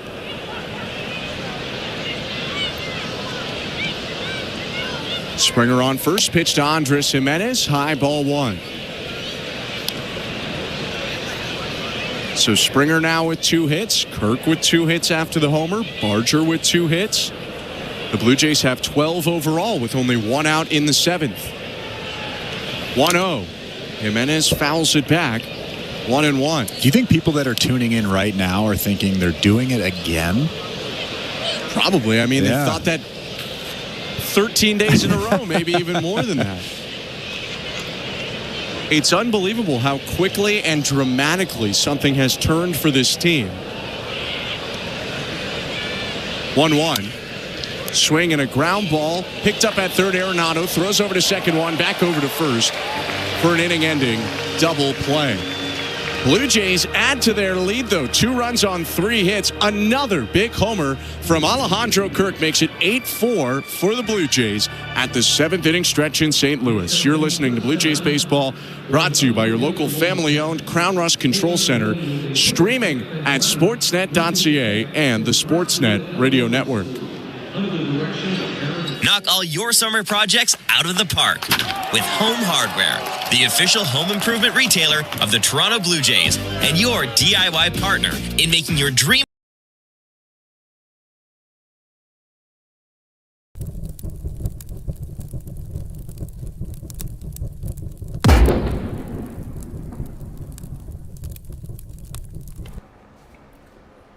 Oh yeah, Blue Jays fans, baseball fans, thanks for hanging out with us tonight and chatting it up, cheering on our favorite team, the Toronto Blue Jays. We keep looking to keep the winning streak going here. I know it's not really a winning streak, but whatever. Let's start one technically tonight against the Cardinals. Now's the time of the show. Please hit that like button and share this link out so we can get more Blue Jays fans and more baseball fans here in the chat, making a difference with SickKids Hospital and building this awesome community that we have here on TSI. Now over 106,000 strong. We appreciate you hanging out with us tonight and always. We'll see you back in the chat. Thanks for keeping it classy and sharing this out. Every single share is absolutely massive. It helps because YouTube sees more people enjoying what they're doing here on TSI, hanging out, keeping it classy. We'll see you in there. Go Jays, go. Experience what you get when you give. Book an appointment at blood.ca. Bright sunshine day. This is Toronto Blue Jays baseball. Vladdy with a huge stretch for the double play. On Sportsnet 590 The Fan and the Sportsnet Radio Network. Welcome to the Timbermark broadcast booth. Alongside former Major League pitcher Chris LaRue, I'm Ben Schulman. Show Ali, our host and producer. Tom Young is our technical director. Blue Jays leading 8-4 after the 2-run homer in the top of the 7th by Alejandro Kirk. And now the fellow catcher Pedro Pages will step in for St. Louis. Chris Bassett out for the 7th inning. Only really one bad inning for Bassett that's made the line look worse than the eye test says. First pitch to Pages is a curve for a strike. But either way, this is huge. They got a bullpen day coming up. They got Francis starting in Philly. They want to keep the bullpen rested. 0-1 pitch. Bounced, 1 ball, 1 strike. Yeah, and like you said, really only one bad inning. He gave up 4 runs in the bottom of the 4th inning, but other than that, he's thrown 5 really clean innings. Outside of the 4th, he's given up 2 singles and 1 walk. 1-1. Swing and a high pop-up. Near first, Ernie Clement crosses over the foul line and makes the catch. Clement looking good over at first. It's his 4th different infield position in the last 4 games. Well, he made that one questionable play over there, but they got the out. That's the only thing that matters. Yeah, he made it a tougher play, but he still made the play. Yeah. 1 out here now in the bottom of the 7th. Bassett on 80 pitches. You could potentially dream of an efficient 7th where he has a chance to go through 8. First pitch to Victor Scott, swinging him as strike 1. Well, you can bet that if he's efficient in this inning, he already has 1 out and 1 strike. He'll go back in that dugout and say, I'm going back out for the 8th. He is famously a hard guy to pull out of games, which I think you want out of your starters. Next pitch outside, 1-1. Now, Victor Scott is the 9-hitter. It'll go back to the top of the order a 4th time through next time up. But I feel like that Kirk home run might have changed the dynamic a little bit. 1-1 inside 2-1. Yeah, if it's a 5-4 game, 6-4 game, I think that John Schneider probably brings in a bullpen arm, a fresh bullpen arm, but with a 4-run lead, why not let him go back out? Now, we're not there yet, but a couple more outs to go. But here's the 2-1 pitch coming. The left-handed hitter, Victor Scott. First, Scott asked for time. Now the pitch. High, ball 3. Bassett disagrees with the call. Looked like it was a little bit high. It's a good bid up. 3-1 pitch. Down and in, ball 4. That'll be a 1-out walk to Scott. Bassett still shaking his head. Every once in a while, you'll see him just lose the strike zone. That last pitch there was a sinker. It really wasn't near the strike zone. And even that previous pitch, the one that Chris Bassett, you could hear him saying, that's not up, that's not up. That pitch was up. It was a good bit up. So if you're John Schneider, you probably start thinking about getting somebody loose here. Yeah, now with the walk, 85 pitches. First pitch to Mason Wynn outside, ball 1. I think probably if another guy reaches, you're at the point where, hey, right, this could be a close game again. Wynn is 0 for 3 today. Strikeout, pop-out lineup. 1-0 pitch.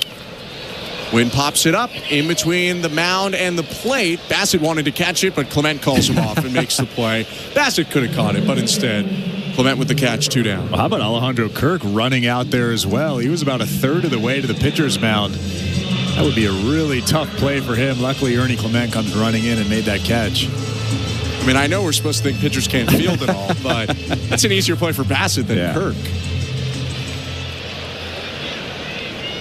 2 outs, Ivan Herrera to the plate. He's 1 for 3 on the day. Came up with an infield single back in the first inning. A soft liner that tipped off Bassett's glove, killing it in the infield grass.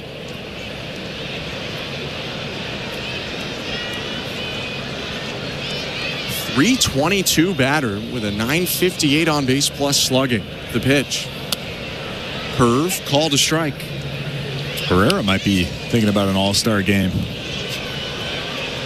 His overall games have been limited by injury, unfortunately, but I would imagine he's the best candidate on this roster, probably. 0-1. Lifted very high to shallow left field. Barger backpedals onto the grass, makes the catch off to his left, and that will do it for the 7th. No runs, no hits, 1 left on the 1-out walk. 8-4 Blue Jays go into the 8th. You're listening to Blue Jays Baseball, brought to you by your local family-owned Crown Rust Control Center, streaming on the Sportsnet app and the Sportsnet Radio Network. Sports are all about moments. One of the most incredible, miraculous finishes we have ever seen. And you can hear them all. He scores! Alex Ovechkin! There's a new goal-scoring champion! As they happen. Oh my goodness! Shohei Ohtani, a sayonara swing! Live in the moment. Rory McIlroy on his knees. He's won the Masters. With live sports on Sirius XM and the Sirius XM app.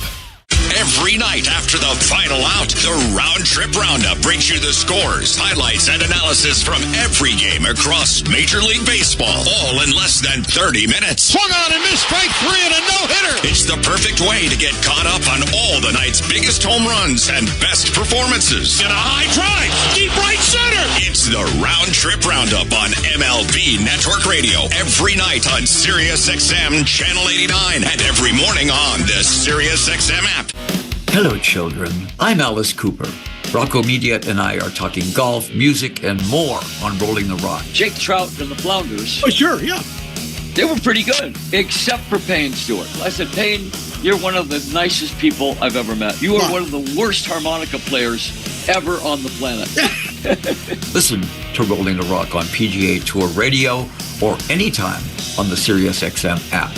And you better listen, because we know where you live. After the game, join us on MLB Network Radio. We're talking baseball with you all season long on SiriusXM Channel 89 and the SiriusXM app.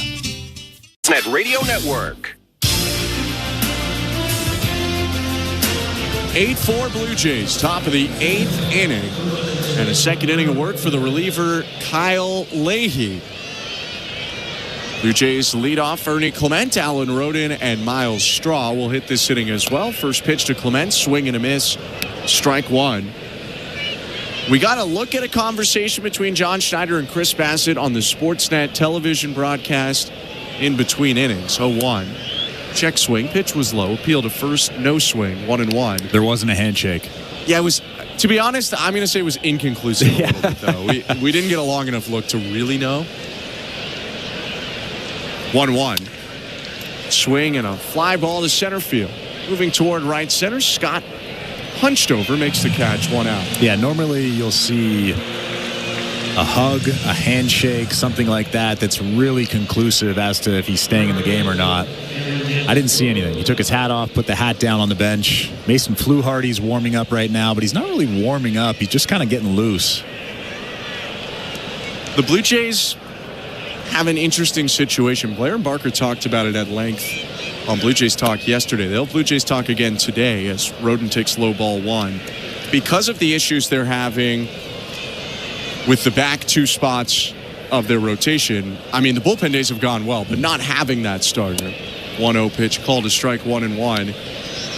They have to find this balance where they're not taxing the pen too much, who have pitched a lot on the 4th and 5th start days.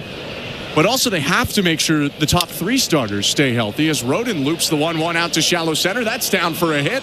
It's Rodin's second hit of the day. He's got a 1-out single, top of the 8th. How about Alan Rodin? Didn't hit that all that hard. It was 95 on the inside part of the plate. I'm pretty sure he broke his bat, but just like Addison Barger, he'll take it every single time. 2 for 4 on the ball game for him. How about that? Seeing a lot of guys, whether they went to AAA or onto the injured list and back, having a nice reset and maybe catching some of that contagious offensive outburst right now from the Blue Jays. Pitch to Miles Straw. Called to strike, 0-1. But on the pitching, they have to find a way to not overtax the relievers, but they can't even close to afford for any of their top 3 starters to go down. And all those guys have logged a ton of innings. So they got to walk that tightrope. 0-1, low, 1 ball, 1 strike. You know, do you want to push Bassett over 100 and through an 8th inning? That saves your bullpen coming up. But is it riskier for Bassett? Vice versa, do you want to bring in the pen now, but then maybe have less available tomorrow and going forward? 1-1 pitch, hit well, deep left center field, moving back Scott onto the track, or the edge of it at least, to make the catch. Rodin retreats to first, 2 down. I think my answer to the Bassett question, is specifically tonight, is how many stressful pitches did he throw? He had a lot of stressful pitches in that bottom of the 4th inning, but outside of that, there really wasn't many. So I'm sure the arm is feeling fine, the body is feeling fine. Ultimately, obviously, it's up to John Schneider and Chris Bassett, but I don't think it would be an issue if he went out for the 8th inning. 2 down, pitch to Jonathan Clase, low ball 1. Rodin on first, 8-4 Blue Jays, top of the 8th. Having the 4-run lead is helpful to the case of keeping Chris Bassett out there. 1-0. Chop toward first base, hooks foul, 1-1.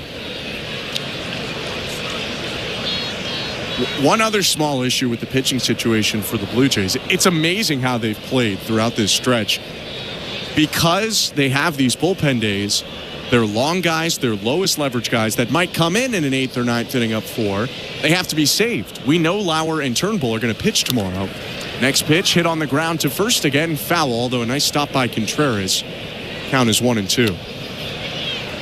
So if you're going to go to the pen, you might have to use at least more of a medium leverage guy in a spot where you might go traditionally to a lower leverage guy. I don't envy John Schneider right now because there's so much that you have to think about logistically. I mean, having bullpen days once every 4 or 5 days is just, it's not ideal. 1-2 pitch, fouled back, still a ball and 2 strikes.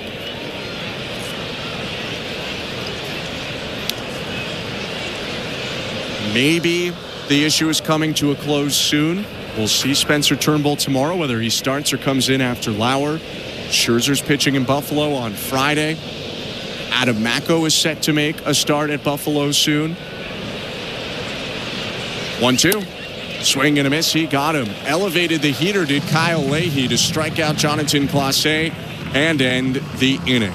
Blue Jays with no runs on a hit, one left, take an 8-4 lead to the bottom of the 8th inning. You're listening to Blue Jays Baseball, brought to you by your local family-owned Crown Rust Control Center, streaming at sportsnet.ca and the Sportsnet Radio Network.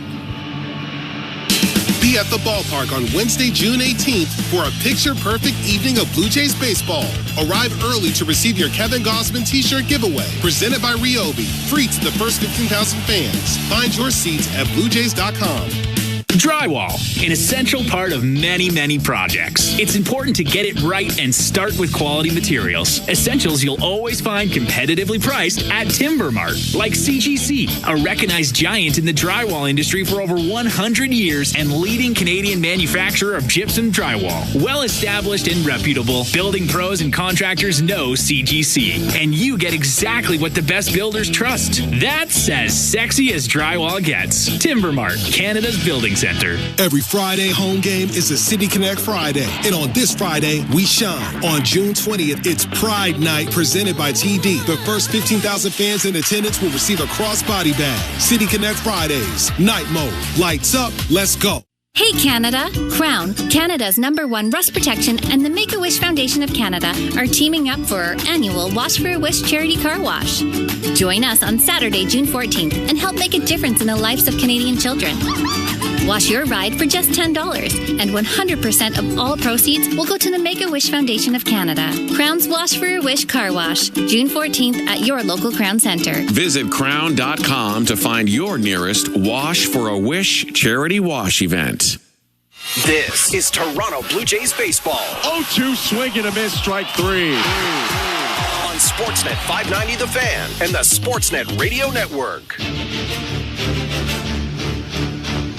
New pitcher for the Blue Jays as we go to the bottom of the 8th inning. Mason Fluharty is on for Toronto with the Blue Jays leading 8-4. Pitching change brought to you by Home Hardware, the official home improvement retailer for the Toronto Blue Jays, locally owned, genuinely Canadian.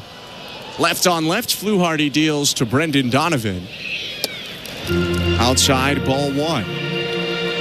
I'm Ben Schulman alongside Chris LaRue. We had our question answered whether they'd go to Bassett for the 8th or not. They decided to go to Fluharty. 1-0. Called a strike, 1-1. You can often tell when Bassett is not happy with the decision. He seems to be all right with everything that transpired there. 1-1. Sweeper hit foul, 1-2. And like you mentioned, I think it's a good point to kind of go over again. You don't want to wear out the bullpen, those long relievers, those middle relievers, but you also don't want to bury the top 3 starters. That's probably even more important, arguably, than those long guys.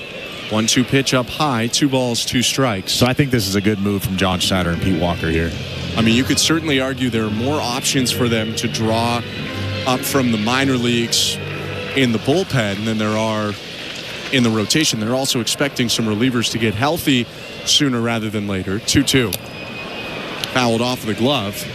Still 2 balls, 2 strikes. And also there's an off day on Thursday, which I think is pretty important when you're thinking about bringing in these guys as well. And on Monday. And then on the next Monday. It's a lot of off days for you, Ben. For me, yes. 2-2 is lifted foul left side out of play. Donovan leading off. Contreras and Burleson hit behind him. Really nice rookie season for Mason Fluharty, sporting a 3.5 ERA as he enters this appearance. 2-2 again.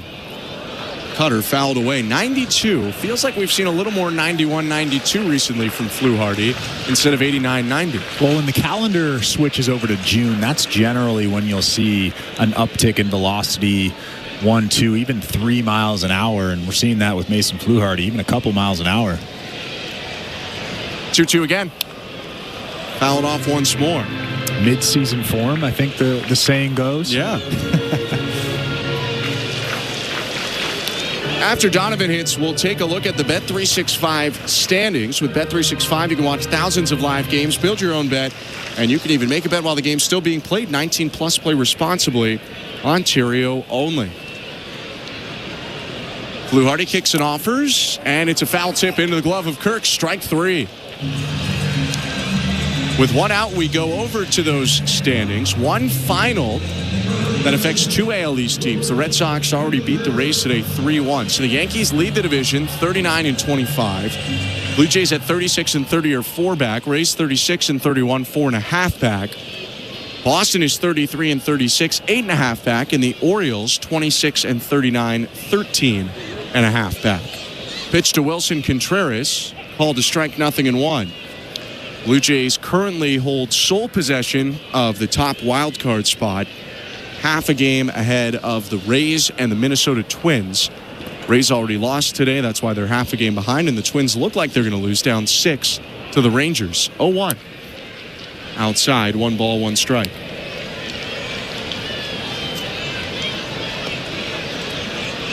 If you look on the St. Louis side, they entered today 4 back of the Cubs for the division lead, and a game and a half back of the Padres for the last wild card.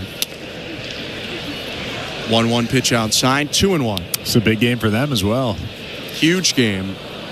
National League in general has been a bit better than the American League this year, but it's a little more upper class, lower class. There's more of a middle class in the American League. 2-1 pitch, grounded toward third. Barger snags it, crow hop and throw to first, 2 down. If you don't win the vast majority of your games, you will fall behind in a big way in the National League. And the Padres in the third wild card spot have a better record than the Blue Jays in the American League's first wild card spot.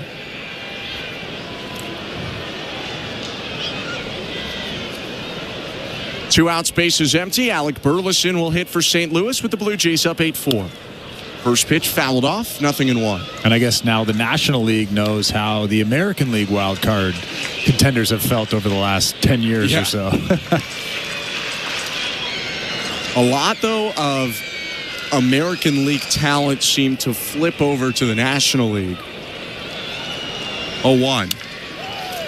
Grounded toward first, dive by Clement. It's under him and into right field, a base hit.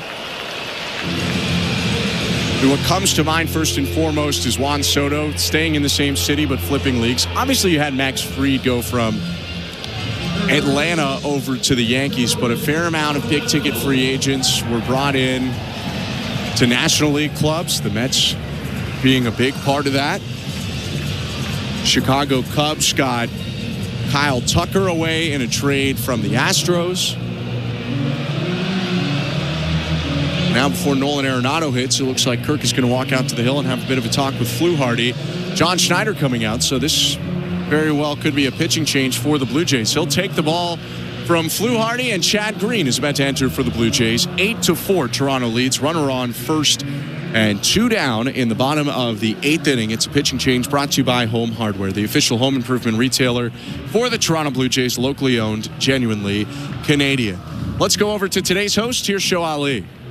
Thanks very much, guys. Let's continue checking on that St. Louis Bar and Grill out-of-town scoreboard. We didn't get to this yesterday, but in the NFL, which we don't get a lot of updates from at this time of year, but some free agent news as players sign deals with teams with mini camps beginning to gear up this week. In Houston, running back Nick Chubb signing with the Texans on a 1-year deal worth up to $5 million, according to NFL Network's Ian Rappaport. Knee and foot injuries have limited Chubb to 10 games over the course of the past 2 seasons. He had returned from ACL, MCL, meniscus tears a few weeks into the 2024 season and then suffered a broken foot in Week 14 and hasn't played since. So, a fresh start for the former Browns star. And if you missed it, it is official for Aaron Rodgers, who put pen to paper with the Steelers. That's from the team themselves. A 1-year deal worth $13.65 million with incentives that could get it up to $19.5 million as the 4-time MVP lands with Mike Tomlin and new Steelers wideout DK Metcalf in Pittsburgh. And we spoke about the Stanley Cup final, where the NBA finals are well underway. Got underway with a real bang. The Pacers taking Game 1 with a literal last-second shot made by Tyrese Halliburton. Game 2 was a couple nights ago. Wasn't as close. The Thunders blew away the Pacers 123-107 in Game 2 to even the series at 1 game apiece. League MVP Shai Gilgeous-Alexander scoring 34 points in the win. Alex Caruso with 20 off the bench. Jalen Williams, 19 points for him in the win as well. Game 3 will be in Indianapolis on Wednesday. That's tomorrow night, in what will be the first finals game in that city in 25 years. Blue Jays baseball, as always, brought to you by Crown Rust Protection. Let's get you back to the action. Here are Ben Schulman and Chris LaRue. Thank you very much, Joe. Right-hander Chad Green takes over. 2 outs and a runner on first base. Green will take on Nolan Arenado, looking to finish off this inning. While this game is a 4-run difference, 8-4 Blue Jays, you can see how seriously the Blue Jays are taking it, looking to lock up this series. The pitch. Swing and a deep fly ball out to left field. Going back Clase onto the warning track. It's gone. First pitch heater hammered by Nolan Arenado. His 8th home run of the season, a 2-run shot. And it's a close game again. 8-6 the Blue Jays lead with 2 outs in the bottom of the 8th. Well, Nolan Arenado just ambushed that fastball. Almost like he was anticipating that fastball, guessing that Chad Green was going to throw a fastball in that situation. It was a 95-mile-an-hour four-seamer above the strike zone, and Nolan Arenado just gets enough of it to get it out of here for a 2-run homer, a big home run for the St. Louis Cardinals in this ballgame. Just when you thought they were out of it, they're right back in it. First pitch slider to Gorman, called a strike, 0-1. It's 8-6 Blue Jays. 2 outs, bases empty, bottom 8. The bottom of the 8th was the big inning yesterday for the Cardinals. Turned a 3-0 deficit into a 4-3 lead. 0-1. Swing and a liner out to right, and that's down. Blocked by Alan Rodin, who was in between diving or not. Pulled up and played it off the stomach. It's a single for Gorman. That'll bring the tying run to the plate. Well, I don't know if he dove, if he could have made that catch, but it was a good job of blocking that baseball, keeping it in front of him, keeping Gorman at first base, because if that ball gets by him, Gorman could have ended up at third base. There are 2 outs in this inning, though, but that's a nice play over there from Alan Rodin. Probably the right call, leading by 2, not to take the huge gamble. First pitch to Pages, a slider at 90, strike 1. 5 home runs this year for Pedro Pages. If he hits a 6th, we'll be tied. Green offers home. Swing and a fly ball, shallow center. Sprinting in, Straw reaches out and makes the catch to end the inning. The Cardinals inch closer. 2 runs on 3 hits. The Nolan Arenado 2-run shot makes it an 8-6 game in favor of the Blue Jays going to the 9th. Top of the order coming up for Toronto. You're listening to Blue Jays Baseball, brought to you by your local family-owned Crown Rust Control Center, streaming on the Sportsnet app and the Sportsnet Radio Network. Here's what's happening on Sirius XM Sports. Which team will take the lead in the NBA Finals? Sirius XM NBA Radio with a preview of tomorrow's Game 3 between the Oklahoma City Thunder and Indiana Pacers. The best-of-7 series tied at 1. Your NBA Finals home, Sirius XM NBA Radio, Channel 86, and the Sirius XM app. Sirius XM Sports, wherever you are, your team plays here. Baseball is back. It's former general manager Jim Duquette, and every Sunday on the front office, we have you covered on everything happening across Major League Baseball. That's right, Duke. It's former big league GM Jim Bowden. Injuries, extensions, promotions, demotions, and trades. We'll have you covered on all the news. We'll bring you the front office perspective as the season heats up. Front office with Jim Duquette and Jim Bowden, Sundays at 10 a.m. Eastern on MLB Network Radio, Channel 89, and on the Sirius XM app.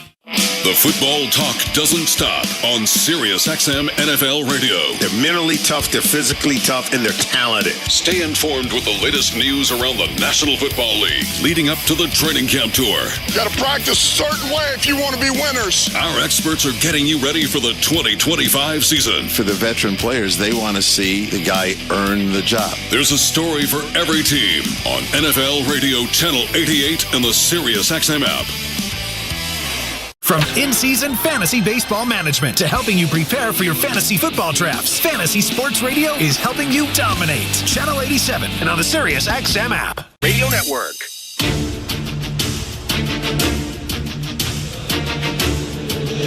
Top of the ninth inning. Blue Jays 8, Cardinals 6. Chris Roycroft into the game. Right-handed reliever takes over to face the top of the order of the Blue Jays. Roycroft making his 13th appearance. He's got an ERA above 7. First pitch, sidearmed into Bo Bichette, strike one. Pitching change is brought to you by Home Hardware, the official home improvement retailer for the Toronto Blue Jays, locally owned, genuinely Canadian. 0-1 to Bo. Inside, 1 ball, 1 strike. I'm Ben Schulman alongside Chris LaRue.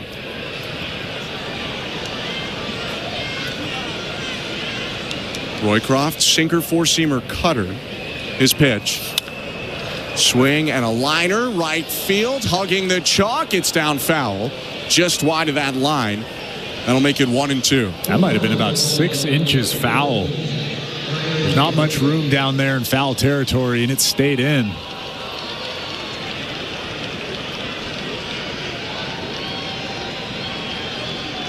Multiple runs this inning would be big because after the Arenado homer, Blue Jays have Jeff Hoffman up. Already used him yesterday. This would be a 4th outing in 5 days for Hoffman if they use him today.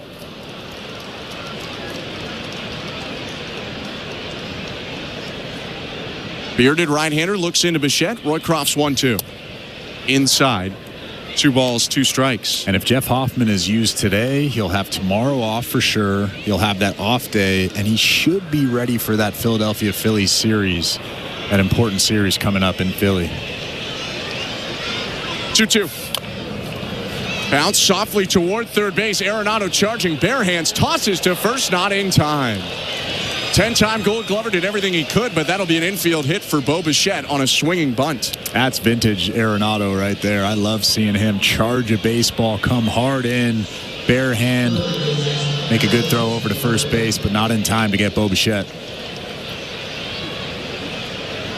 So Bichette on first, nobody out. Bo's 3rd hit of the day, and Addison Barger is up to the plate. 8-6 Blue Jays. Barger with hits in each of his last 2 at-bats. First pitch called high, ball 1. This 9th inning is brought to you by new pizza from Pizza Pizza. Get a huge 18-inch double XL 3-topping pizza for just $19.99. Bigger slices, bigger bites. Only at Pizza Pizza, actually Canadian. The 1-0. Popped up foul, out of play off to the left, 1-1.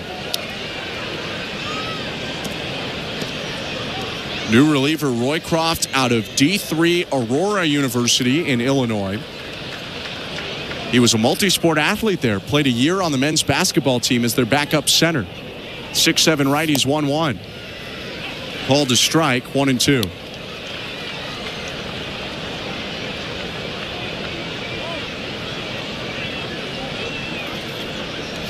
He's been up and down with the big club this year. Broke camp with the Cardinals, pitched a little, went down, came back up for a lot of May, went down, and was called up yesterday for the series opener. 1-2. Outside, 2 balls, 2 strikes. Doesn't really use his height, though. Kind of throws high 3/4 arm slot, bends the legs quite a bit, so I'm sure that 6'8" frame goes down to about a 6'2" frame after all of that. 2-2. Swing and a miss, strike 3. Got him on a 96-mile-an-hour sinker, 1 down. That's a pretty good sinker, though. A lot of movement downward.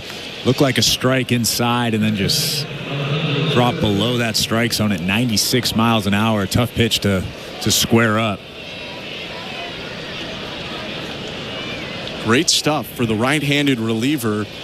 I was undrafted out of college, went to play independent ball before getting into affiliated baseball. He starts Kirchhoff with a strike, 0-1. Isn't that wild? A guy like him ends up in independent ball. You're throwing mid-90s. You're 6'8", 230 pounds. Why not give him a chance? And then again, were we watching Aurora University baseball? I was not. Yeah, so I don't truthfully know exactly what he was featuring in those days. Step off and throw to first and a dive back in by Bichette.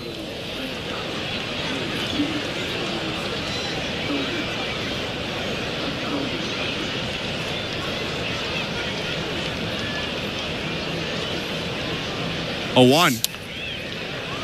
Shot foul over the screen right side, out of play. No balls, 2 strikes. Just another big day for Alejandro Kirk. 2 hits, including a 2-run homer. Kirk is now hitting .320 on the season. His on-base plus slugging above 800 at .801. Time called behind home plate. By the way, when he won the Silver Slugger, he hit .285 with a .787 OPS. I'm not saying he's going to win it again. Unfortunately for him, the home run leader in baseball is a catcher. 0-2. Swing and a foul again. But it does seem like he's trying to catch up to Cal Raleigh, especially with that swing right there on the fastball earlier today with that big home run. A lot of good things going on in his life right now. I'm not sure that's a guy who can catch. He won the Platinum Glove last year, and he's got 26 homers this year. 0-2. Fouled away. Still no balls, 2 strikes. And he only gets even better when he plays the Blue Jays. So maybe that's why I feel that way. By the way, there is a new left fielder into the game for the Cardinals. Ryan Valade has come in, replacing Brendan Donovan. Apparent injury for Donovan. Left toe discomfort. They didn't specify which toe. 0-2 pitch. Rolled over left side, and it sneaks through in between short and third. Into left. Up to second goes Bichette. Another hit for Kirk. Didn't exactly pummel it, but it's a 3rd hit today. Well, that ball was almost hit directly at where a shortstop should have been. The St. Louis Cardinals were shifting him up the middle, and there was a bigger hole on the left side of the infield. But again, Alejandro Kirk just does a good job finding the hole and finding a way to get on base. 2 on, 1 out, 8-6 Blue Jays. Hoffman is warming. George Springer has a chance to sit him down. The pitch. Called strike. Springer's 2 for 3 today with a sac fly mixed in the middle. You just look up and down. Who isn't hot right now for the Blue Jays? It feels like everyone's got it going. 0-1. Way high, 1 ball, 1 strike. And I guess the most important thing is not every hit is scorched. We saw that today with Addison Barger and a couple of other guys, but the Blue Jays are just finding a way to get on base, just like Alejandro Kirk there with that last base hit. It's pretty impressive. 1-1. Swing and a miss, 1-2. They're doing that thing David Popkins, the hitting coach, had talked about in spring. Sometimes you got to go up there looking to hit a homer. Sometimes you're looking to hit a ground ball to the right side. Sometimes you're looking to shoot the right field line. Different ways and different guys contributing to the offense. 1-2 is grounded foul near Carlos Fabulous, the third base coach, whose back is to home plate. Still a ball and 2 strikes.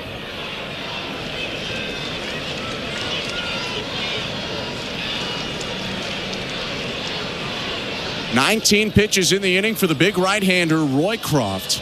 2 on, 1 out, and the 1-2 to Springer. Foul tip, strike 3. 97 with the 4-seamer elevated. 2 down.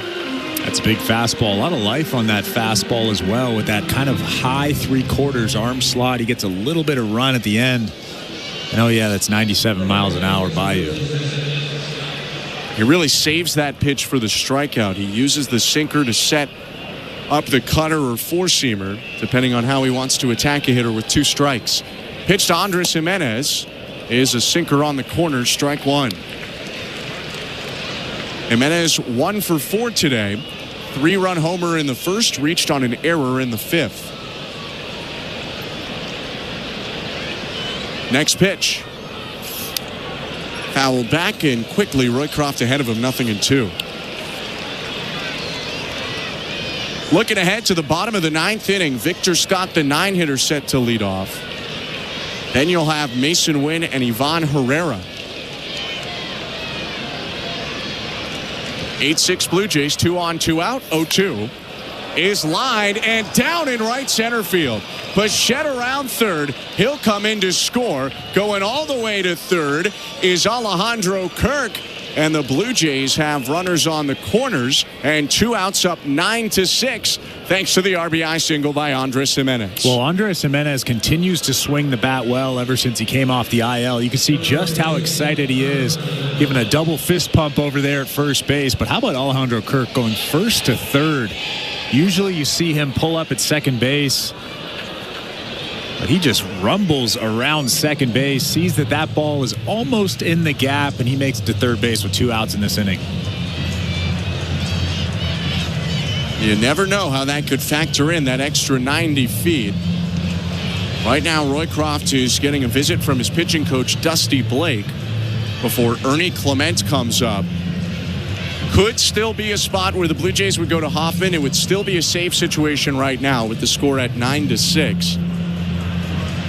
Again, they would love to not use him. If they can get another run in here, save Hoffman.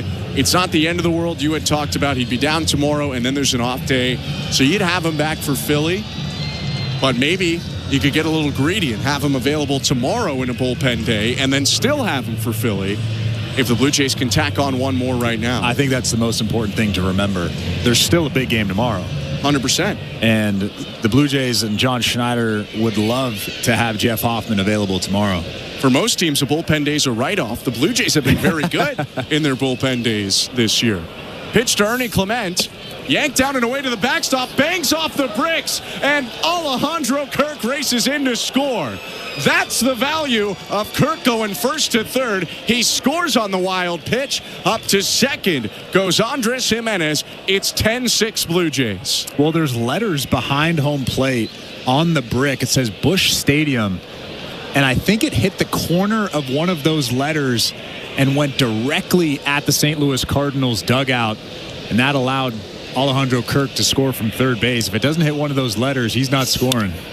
Now Clement drives the 1-0 out to center, but it's a liner right at Victor Scott, who crouches to make the catch and end the inning. The Blue Jays add on 2 runs on 3 hits. RBI single Andres Gimenez, and Kirk using his legs to score on a wild pitch. Toronto up 10-6, middle of the 9th. You're listening to Blue Jays Baseball, brought to you by your local family-owned Crown Rust Control Center, streaming at sportsnet.ca and the Sportsnet Radio Network.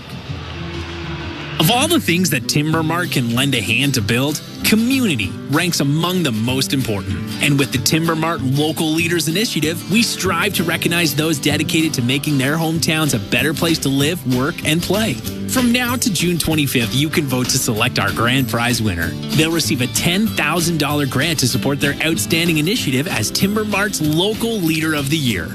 To vote, visit local-leaders.com. Timber Mart, Canada's building center. 1877 Cars for Kids.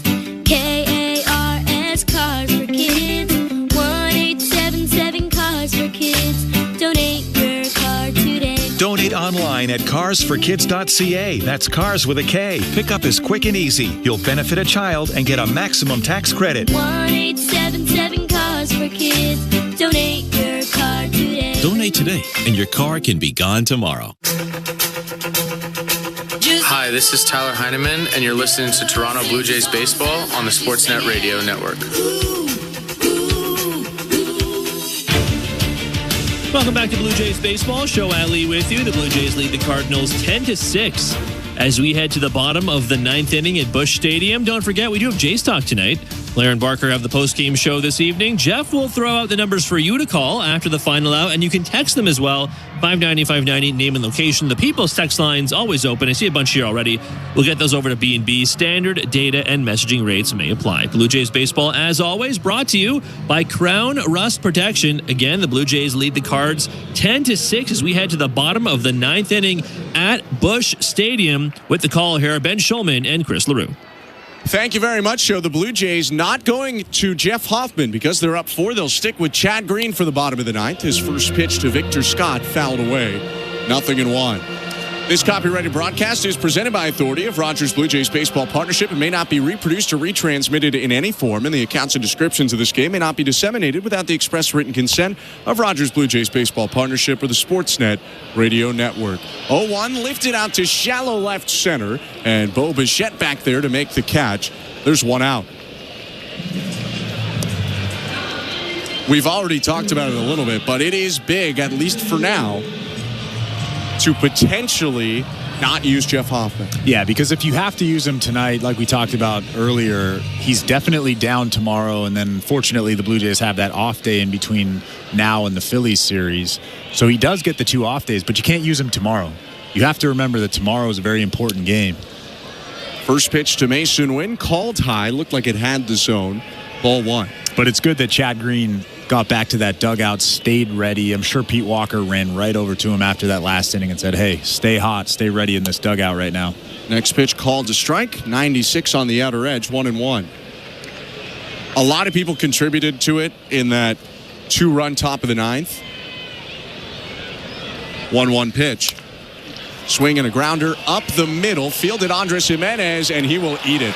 Was thinking about throwing on the run, didn't have a good handle on it, plus the speed of Wynn that goes for an infield hit on just a perfectly placed soft roller over the mound. Yeah, I think that would have been a tough play, even if a slower runner was running. But Mason Wynn has a ton of speed, burning it down that first base line. Andres Jimenez just decided to put that ball in his back pocket. I was going to say, a lot of different guys helped them score those 2 runs. And we've come to expect great offense, great defense, or at least great at-bats from Alejandro Kirk. How about his speed being the reason that it's not a save situation, going first to third on a single and then scoring on a wild pitch? Pitch to Ivan Herrera. Outside, ball 1. And it's less about the wild pitch because that was a wild pitch that almost, if not everyone in baseball would have scored on. But being at third for that wild pitch was the big play. 1 on, 1 out, 10-6 Blue Jays, the pitch. Slider called high, 2-0. And I think the thing that we have to think about and remember is at that point in the ball game, it was a 9-6 ball game. A lot of guys would just stay at second base and be content with being at second base, but not Alejandro Kirk. 2-0, lined out to left, and it's a fair ball picked up on a hop by Clase. First to third goes the speedy Mason Wynn. Back-to-back hits, runners on the corners for the Cardinals with only 1 out. And how important is Alejandro Kirk's run now? Takes that game from a 9-6 ball game to a 10-6 ball game. And St. Louis has runners on first and third now with 1 out. John Schneider's kind of moving around in that dugout. Pete Walker is going to come have a chat with Chad Green now. Well, it looks like it will be a new hitter. Ryan Valade came in defensively in this spot. Brendan Donovan's spot initially, but they aren't going to let Valade pitch. Instead, they'll go to Joel Pozo, the Venezuelan catcher and DH who's on the Cardinals bench. A guy with not a lot of big league experience. This will be just his 42nd game, but in 20 games this year, he's hit .298 with 3 doubles and a homer. Well, I think the thing that Pete Walker is saying to Chad Green, or said to Chad Green when he was out there, hey, pound the strike zone. We're up by 4. Even if this guy hits a home run off of you, we're still up by 1 run. Pound the strike zone. Get this guy to hit the ball into the ground. Tying run is on deck. 10-6 Blue Jays. First and third, 1 out. The infield will play back. Okay with conceding that run if it gets them an out or 2. First pitch, check swing on a slider. Appeal down to first. He did go, says Phil Cuzzy. Looked like he did, although no one pointed quickly. It's 0-1. And now you can expand. You have a young hitter up there, a guy that doesn't have a ton of power, at least in the big leagues, so you can expand on him a little bit. 0-1. Swing and a miss through the slider off the plate, down and away, 0-2. That's a good pitch. I stay right there. Just expand even more than that. You can throw that ball into the dirt. You also have a guy pretty cold. Did not play in the entire Dodgers series. Last time that Pozo had an at-bat was on June 5th, 5 days ago. Last hit for him came in May. 0-2. Fouled back. Pozo doesn't get a lot of playing time because the main function for him right now is that they'll have a lot of days like today where they DH Herrera and Pedro Pajes catches. So if they didn't have Pozo, they wouldn't have a catcher on the bench. Now they can do that and still have some security. 0-2 again. Slider rolled over, foul.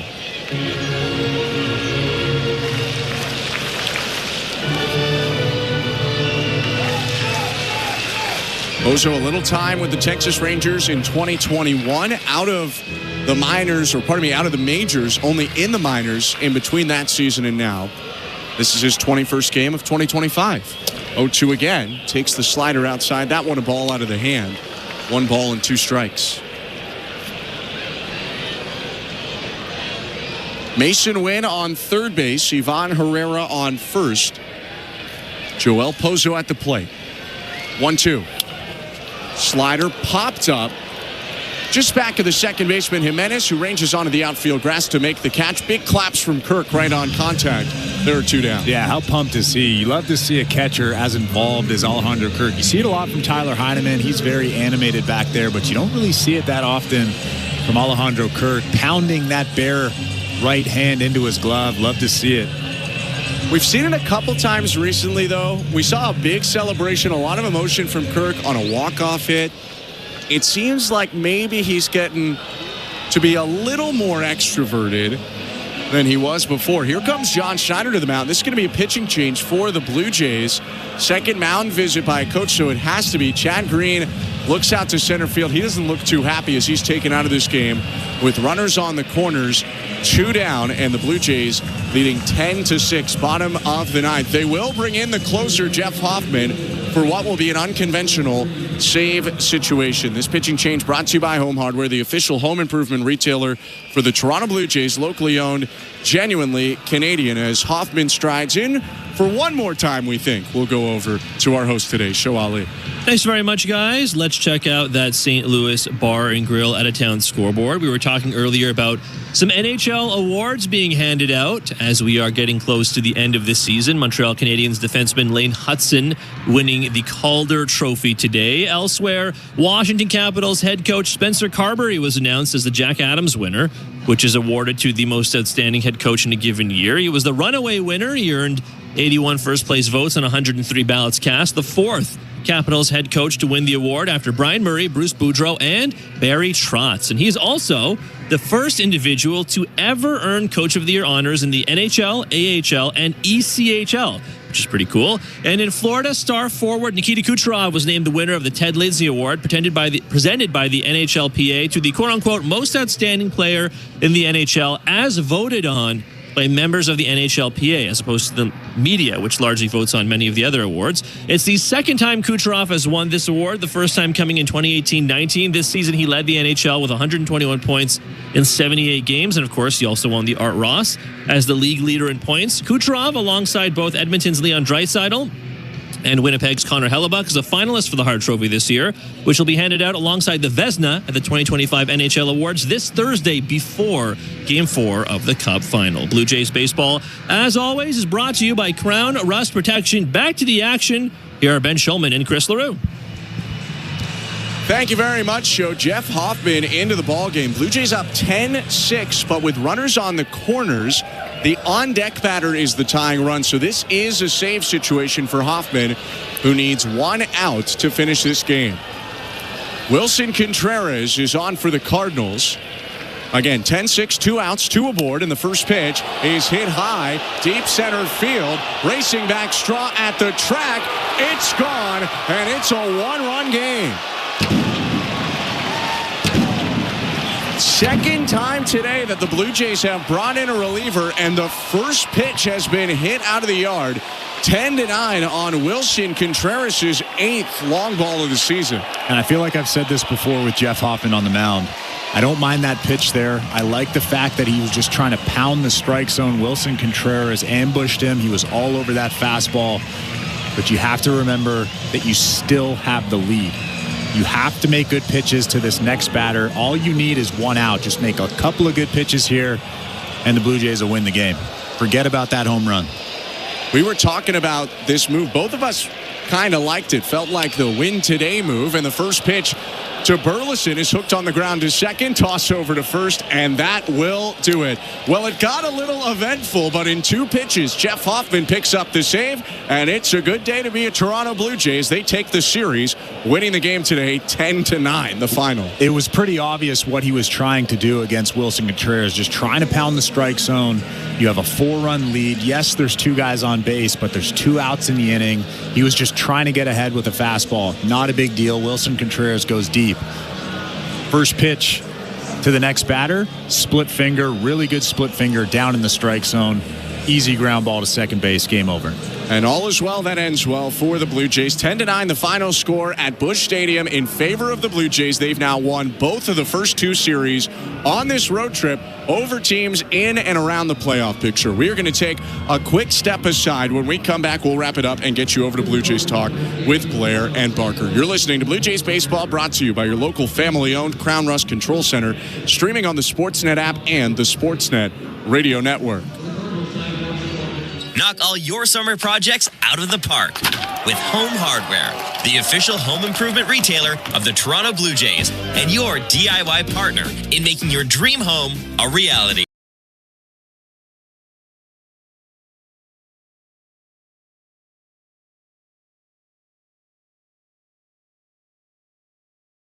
Cheers, Insiders! Thank you for hanging out with us tonight, this morning, middle of the night, middle of the afternoon, wherever it is that you're hanging out with us, listening to the Blue Jays, chatting it up, keeping it classy. Thank you. Thank you. Thank you. You all rock. You are awesome. We appreciate you hanging out with us, cheering on our Blue Jays, because our Jays are special. This season, we've got something. These kids are going to put something together, I have a feeling. And we have a chance to make a playoff push, and we got to get behind them. And I'm just here to say thank you to you, you, for being here and making a difference with us here on TSI, making this awesome place to hang out for people, sports fans all over the world, and making that difference with SickKids Hospital in Toronto. As a percentage of our revenue from every single game is donated to SickKids Hospital. We are over $12,000 in our first year of donating and fundraising for SickKids Hospital. That's impressive. And that's on you and everybody else who's been here during a Toronto Sports Insider Live. Now let's get back to the baseball. Come on, Blue Jays. Let's go get a playoff spot. Isn't that pretty? That's so pretty. I just love these awesome plaques and play buttons. Thank you, Insiders, Blue Jays fans. Thank you for helping us reach this amazing, amazing milestone. You gave up 4 earned runs, but all 4 of those runs came in the bottom of the 4th inning. Was this his best start of the season? Absolutely not, but it definitely wasn't his worst. He gave the Blue Jays a chance to win. He made some good pitches when he needed to, and he went deep into this ball game through 7 innings. And with the bullpen day tomorrow, I feel like that's the most important thing. Blue Jays provided a lot of offense behind him, which was big after. Well, first of all, he stepped on the mound with a 3-run lead. Andres Jimenez hit his first homer since the second series of the season, a 3-run shot in the first. And then after the Cardinals tied it at 4-4 in the 4th, Blue Jays got 2 runs in the 5th inning. They really created some distance in the 7th when today's player of the game, Alejandro Kirk, stepped up.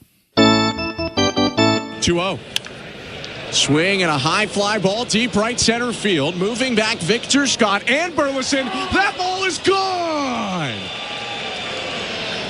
Into the bullpen for Alejandro Kirk. Second homer in as many days. It's 8-4 Blue Jays in the 7th. Well, Alejandro Kirk continues to rake that 2-run home run, and then he hit another single later on in the ball game in the 9th inning when the Blue Jays scored 2 runs. Got on base, ended up going first to third, and then scored on a wild pitch. From the 7th inning on, Alejandro Kirk was very, very important to this Blue Jays win. Another great game from him. I mean, this guy just continues to play well. You mentioned Cal Raleigh, and Cal Raleigh is the best catcher in Major League Baseball right now, but Alejandro Kirk is really closing in on him. He certainly is, and honestly, going first to third after he got that single ends up kind of being the key play in the game because Kirk scores on the wild pitch. Blue Jays send Chad Green out for the 9th with a 4-run lead. Green gives up a couple of hits. They go to Jeff Hoffman with 2 outs and 2 on. Hoffman does give up a home run trying to challenge Wilson Contreras on the first pitch of his outing, but on the second pitch, Hoffman gets the ground out he needs to pick up the save for the Blue Jays. Yeah, like we talked about during the broadcast, I don't mind Jeff Hoffman trying to fill up the strike zone there, getting ahead with a fastball. You have runners at first and third. You have a 4-run lead. Even if Wilson Contreras hits a home run there, Not the end of the world.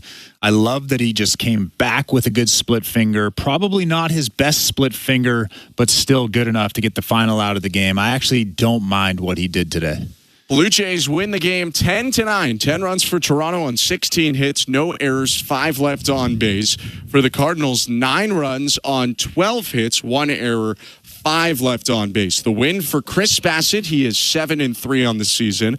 Lost to Miles Michaelis. He's now 4-3 on the year. Jeff Hoffman picks up his 17th save of the season. The game took 2 hours and 36 minutes in front of a crowd just under 30,000 at Busch Stadium in St. Louis, Missouri. Blue Jays win puts them up to 37-30, a season high 7 games over 500. The Cardinals now have lost 3 in a row. They're 36-31. Matthew Liberatore goes tomorrow for the St. Louis Cardinals. He's having a nice season. He'll come up against TBD. Might be Eric Lauer, might be Spencer Turnbull. By the time we're back on the air tomorrow, we will know for sure. But the Blue Jays win today 10-9. Appreciate you tuning in.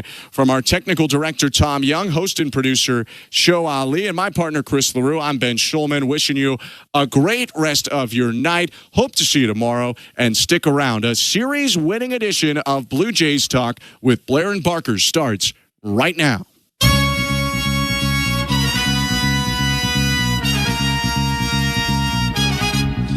All right, well, Kevin Barker, I guess the good thing is they don't ask how you did it, just they ask what you did. At the end of the night, it's a win, 10-9. 10-9, that's all it looks like. The Blue Jays beating the Cardinals 10-9. They're 37-30. This is Blue Jays Talk. The numbers, as always, 416-870-0590, star 591, 888-666-0590, 590-590 via the text line. The Jays, with this win tonight, have won the series against the St. Louis Cardinals. It wraps up tomorrow afternoon back at Busch Stadium. Then it's on to Philadelphia after an off day. And Kevin, the Jays once again cutting into that sub 500 record against teams that are 500 or better. Getting, I mean, the top of the order, no Vladdy. Today, the top of the order goes, 8 for 15 with 3 RBI, 7 runs scored between Bo, Barger, and Kirk. Alejandro Kirk, another home run. Andres Jimenez, a home run. They survive a scare in the 9th inning. And yeah, it's a 10-9 win for the Blue Jays. Just another crazy win. Yeah, I mean, I think that the Hoffman fastball is starting to be a little concerning. Batter slugging over 500 after today. Location is a big deal. I mean, coming in, giving up 3-run homers to the cleanup hitter is probably not the best of things. It was a very odd 9th inning. When you got him up, why you bringing him in? Chad Green's looking around like guys are crazy for coming out and get you. I mean, even Chad Green gave up a homer. You're still winning by a run. But you got let's set the stage for people, because you got 2 out, 2 on. And Chad Green is out for a second inning. You're up by 4 runs. You're up by 4 runs, correct. So, technically it is a save. But Jeff Hoffman comes out, first pitch fastball, it's gone, 3-run home run, does get the out on the splitter. But, listen, we've talked a lot about where the bullpen is and how they're worried about overuse, and we know that they, are waiting for Nick Sam. I mean, all of that. It was we'll wait and see what John Schneider says. To me, it was a puzzling decision.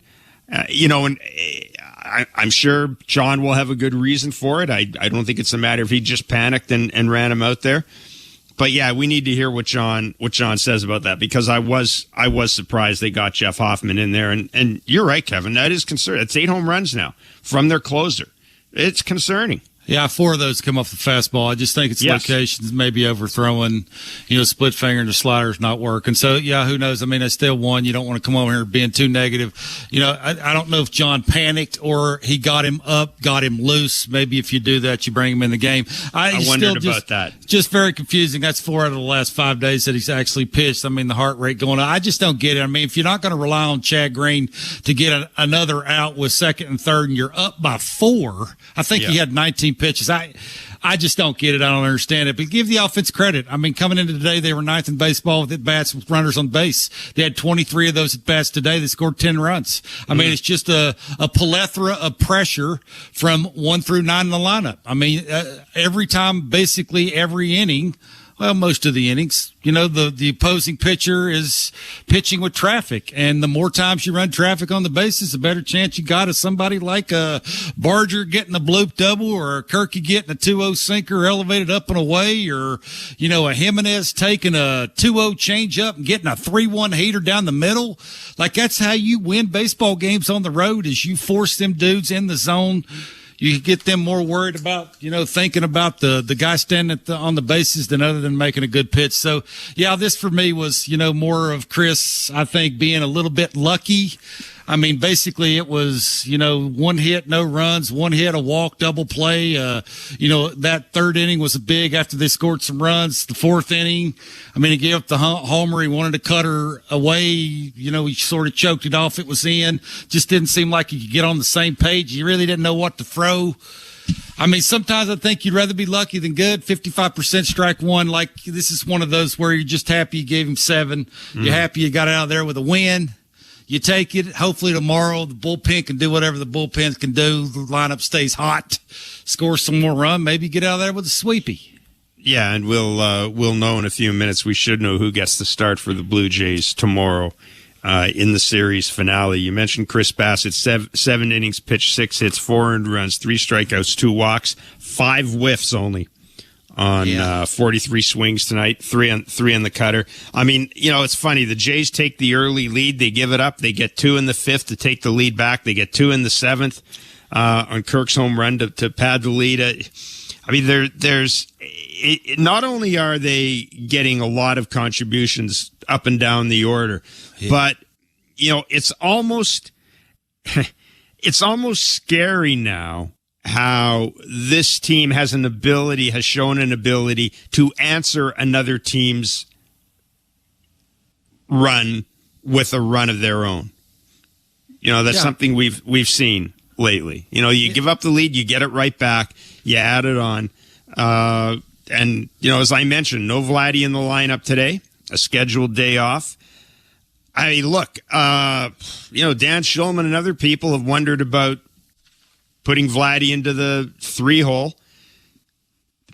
Bo is in the leadoff spot. You don't want to tinker with that. I mean, I have no problem with Addison Barger right now in the number 2 spot, and I'd like to see Vladdy down in a run producing spot. I'd like to see him down there where he's had success in that position. It can't hurt. You got to remember there's 7 games above 500. You don't want to go rocking the baseball gods and. Well, I don't know if you're rocking the baseball gods here. Yeah, you might be. Like again, you sort of rode with this about as long as you're going to ride it, and mixing, matching, and trying to flip flop guys and put guys in spots. I don't know. I mean, I'm with you. Maybe you should have done this a couple of weeks ago. Would it get Vladdy hot? I don't know. I mean, he's late. Will he be late in the 3-hole just like he's late in the 2-hole? Can I ask you this? You're winning without Vladdy being hot. It doesn't matter. Does it matter at this point in time? Sooner or later, it's going to matter. Well, yeah, but I mean, the guy's produced out of the number 3 spot. Yeah, I just don't understand what the big issue is moving. Yeah, down. For me, he's late. I mean, we've seen this last year at the beginning of the season when he was late. Like I'm not sure. I mean, it'd be intriguing to see tomorrow with the way the lineup looked today. I mean, heck, the way it's going, hit him clean up. Vladdy will be back in the number 2 spot tomorrow. The first 3 dudes look better at the plate than he does anyway. Give them the first 3 at bats instead of him. Look, this is sort of a team win. They grind them out. I mean, they put a lot of pressure on the opposing pitcher. Like I said, there's a lot of traffic. I mean, them opposing pitchers have to try and navigate. They're getting good pitches to hit. They're taking good pitches to get to leverage counts. When they get them, they ain't missing them. And that dude to catching, I mean, that's about as high as you can get. Eric in Alberta, you're on Blue Jays Talk. Hey, Jeff. Hey, Kevin. I just wanted to touch on first what, Kevin, you were just saying there. Alejandro Kirk is, I think, 7 for 10 in this series with 4 RBIs. I don't think his bat could get any hotter. And then I just wanted to finish with a question here. That bullpen move in the 9th inning was really perplexing to me. Even if Chad Green gives up the home run, it's still 10-9. Then maybe you bring in Hoffman. But with the bullpen concerns already, especially tomorrow, they're going to have use a plethora of guys. Why would John make that move? Thanks, guys. Appreciate the call. Look, we're going to hear from John in a few minutes. That has to be, I would think, the first question out the gate. And we'll have the clips from John, and we'll get them to you. We'll get them to you as soon as we can. But yeah, I mean, look, I think everybody was asking the same question. Yeah, I just don't. I get why you want to do it, but I don't understand. You do? I don't. I have no idea why you do it. Again, you can go for the sweepy tomorrow. Now, all of a sudden, with Hoffman throwing tonight 4 out of the last 5 days, you going to throw him tomorrow? You ain't going to throw him 5 out of 6 days. We'll find out. We'll find out with John. So I have no idea. I mean, that makes no sense to me whatsoever. Have trust in your guy. Green's one of your guys. Well, I mean, he's one of your guys. Well, he's one of your guys. 416-870-0590, star 590, 1-888-666-0590. Let's take a break and come back on the other side. We'll go to the out-of-town scoreboard. We'll see if we can grab some clips from the manager and maybe get to the bottom of the Jeff Hoffman decision. It's Blue Jays Talk on the Sportsnet Radio Network. Timber Mart. Locally owned, proudly Canadian. Your home team advantage with the right materials and the right price. Project know-how that's brought together a wealth of plans and solid advice. Trust your team at your locally owned Timber Mart. Timber Mart always has plans to help you with your plans. Your home, your cottage, your garage, whatever needs your attention first, check the most visited spot on our website for ready-to-order plans to get the job done with Canada's Building Centre. Visit timbermart.ca. Buck Martinez here to tell you about the huge Double XL 3-topping pizza from Pizza Pizza, just $19.99. That's a whopping 18-inch 3-topping thing of beauty for only $19.99. So hurry into Pizza Pizza today and bring a big appetite for a hot and fresh Double XL pizza. I'm loving this big voice. I may just call the game this way. Go to pizzapizza.ca. Thursday on Sportsnet, Hockey Central sets up Game 4 from Sunrise City. Scores! He's got another! Brad Marchand keeps his foot firm on the gas pedal. Night of frustration for the visitors. Tensions rise in Sunshine, Florida. And now the fur really starts to fly. The Panthers ran away with Game 3 at home. How will the Oilers answer back? This Oiler team, they've got that bounce-back ability. The Stanley Cup Final. Watch on Sportsnet or stream on Sportsnet Plus. 1-877 Cars for Kids. KARS Cars for Kids. 1-877 Cars for Kids. Donate your car today. Donate online at carsforkids.ca. That's cars with a K. Pickup is quick and easy. You'll benefit a child and get a maximum tax credit. 1-877 Cars for Kids. Donate your car today. Donate today, and your car can be gone tomorrow. Knock all your summer projects out of the park with Home Hardware, the official home improvement retailer of the Toronto Blue Jays and your DIY partner in making your dream home a reality. From gardens to garages, back decks to front doors, refreshes and renos, we're here to help you cover all your bases and make every summer project a home run. Visit any of our 1,000+ home hardware and building center locations where we're proud to be locally owned and genuinely Canadian. At Crown Rust Control Center, protection runs deep because every Crown Rust Control Center is owned by a local family who cares beyond business. Your Crown Rust Control Center is 100% committed to their product, to you, to their community, which is your community. Protecting you and what matters to you is equally important as protecting your vehicle. Did you know spring's the best time of year to protect your vehicle from rust? For a special spring offer, find your local family-owned Crown Rust Control Center at crown.com. This is Toronto Blue Jays baseball. Archer in a second with a first inning 2-run double. It's 2-0 Toronto. On Sportsnet 590 The Fan and the Sportsnet Radio Network. I mean, wanted to try to keep him out of it, and Hoffman, he was up in the 8th inning, so I think the amount of pitches he probably threw, he might have even been down tomorrow. Day game, quick turnaround, so I kind of didn't want to lose that.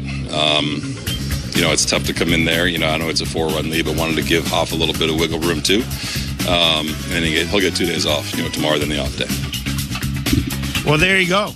there's the answer to the question. John Schneider asked why Jeff Hoffman came in to tonight's game. The Jays won 10-9. Hoffman did give up a 3-run home run and then got the last out of the game. And Kevin, as you suggested, Jeff Hoffman was up in the 8th inning, and I understand that. And essentially, John got to the point where he'd thrown enough warm-up pitches that the choice was either use him tonight or we're not going to use him tomorrow anyhow. So I'm we can go back and forth on why he was up in the 8th inning, but that to me explains at least why he's in the game. At least put it this way. We know now what the manager's thought process was. Well, he was up in the 8th inning because they were only up a couple of runs. That's why he was up in the 8th inning. He was going to come in the 9th inning, and then, they score a couple of runs. And Kirky screwed it all up by going to third. Well, I mean, that's a look. I still really don't. Yeah, again, he knows his players way better than we do. I mean, optically, it's just it's the 4 out of 5 days. I get it. You may not use him tomorrow, but man alive, like you're bringing him in, the optically that he gives up a homer on first pitch because the command's really not there. I mean, Chad Green looked at him like he had 9 hits. It's okay. Again, it's just when they're winning this way, it's very hard to come on here and yell and scream about anything. So I'm not going to do that. It worked out. I think that's all that matters. Yeah. Again, that's the manager's reason for bringing in Jeff Hoffman. If you missed it, he was up in the 8th inning when the game was closer. John essentially said the choice was either use him tonight or you're not going to use him tomorrow. And, of course, he's got the off day coming up. So the downside of that is you're going into a bullpen game tomorrow without the guy who is your closer.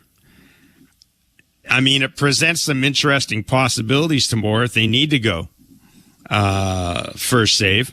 I mean, I know who I'd call. I know I'd call one. Yariel, that's an easy one. Yeah. That's a no-brainer there. Yeah, I mean, I'm sure they'll play the lefty game with Brendan Little in that, but I'm with you. I think Yariel gets the call if that is the case tomorrow.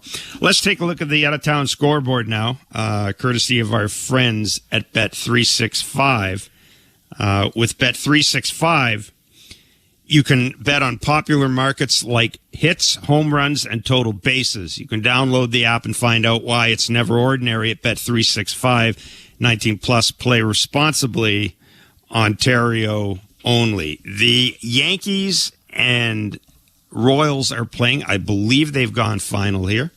Let me just call this up.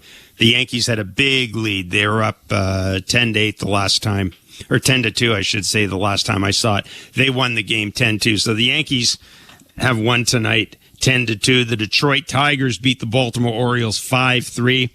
The Boston Red Sox beat Tampa Bay 3-1. So the standings: the Yankees are 39-25. The Jays are 37-30. The Rays are 36-31. Boston is 33-36. Baltimore's 26-39. And the Jays, 8 wins in their last 10 games. Tampa Bay, 7 wins in their last 10 games. Baltimore, despite losing 2 in a row now, they are 7-3 in their last 10 games as well. So there you go. The East getting a little tighter. As of right now, the Jays are a game and a half up in the wild card. Tampa Bay is a half game up in the wild card. Not that it necessarily matters all that much, right, Kevin? It does matter. Absolutely, it matters. Okay, it matters. I want to throw this out as well because, I don't know what to make of this. Shohei Ohtani pitched a simulated game today, 3 innings, and Dave Roberts said afterwards, quote, "It's tempting to get Shohei Ohtani on the mound in a big league game before the All-Star break." Given the Dodgers' track record with starting pitchers this year, hey, I don't know how I necessarily feel about that if I'm a Dodgers fan. Yeah, I think that's Ohtani telling them I'm ready to pitch. That's why I came here. I'm going to pitch sooner or later. You might as well pitch me as soon as I can. That has nothing to do with Roberts. Paging Ohtani, Dr. Meister. Paging Dr. Meister. You're wanted in L.A. Paging Dr. Meister. Come on. 416-870-0590. Star 590. 1-888-666. 0590. 590 is the text line. Lauren and Simcoe. Blair and Barker, love the show. You're my favorite podcast every day. I got to start off by apologizing to the baseball gods. Blair, 3 years ago, I called in and said we traded Kirk when his value was high. Boy, do I look stupid now. And his value's high now. You could trade him. But 3 years ago when I called in, we thought he would be, a trade candidate with the Cardinals. There was talk of that back then, and keeping Gabriel. I really worry about Bowden Francis' spot. Him not pitching well is really taking a toll on the bullpen. Offensively, we look good. Like Barker said, you got Tony Taters coming back. You got Varsho. I like Barger in the 3-hole. And I don't think our trade deadline is a hitter. It's actually probably a pitcher and another middle to high-end reliever. And I'll leave that with you guys. Yeah, I appreciate it. I appreciate the call. I appreciate the kind words. Yeah. I mean, I've gone that way, too. I've always said I think it's hard to add, a middle-of-the-order hitter. I'm not saying you don't add somebody that maybe gives you, a little different look to your offense. I mean, I talked about the Ben Revere acquisition that Alex Anthopoulos made in 2015. Maybe you do that, something to kind of fill in around the edges or maybe give you a different look.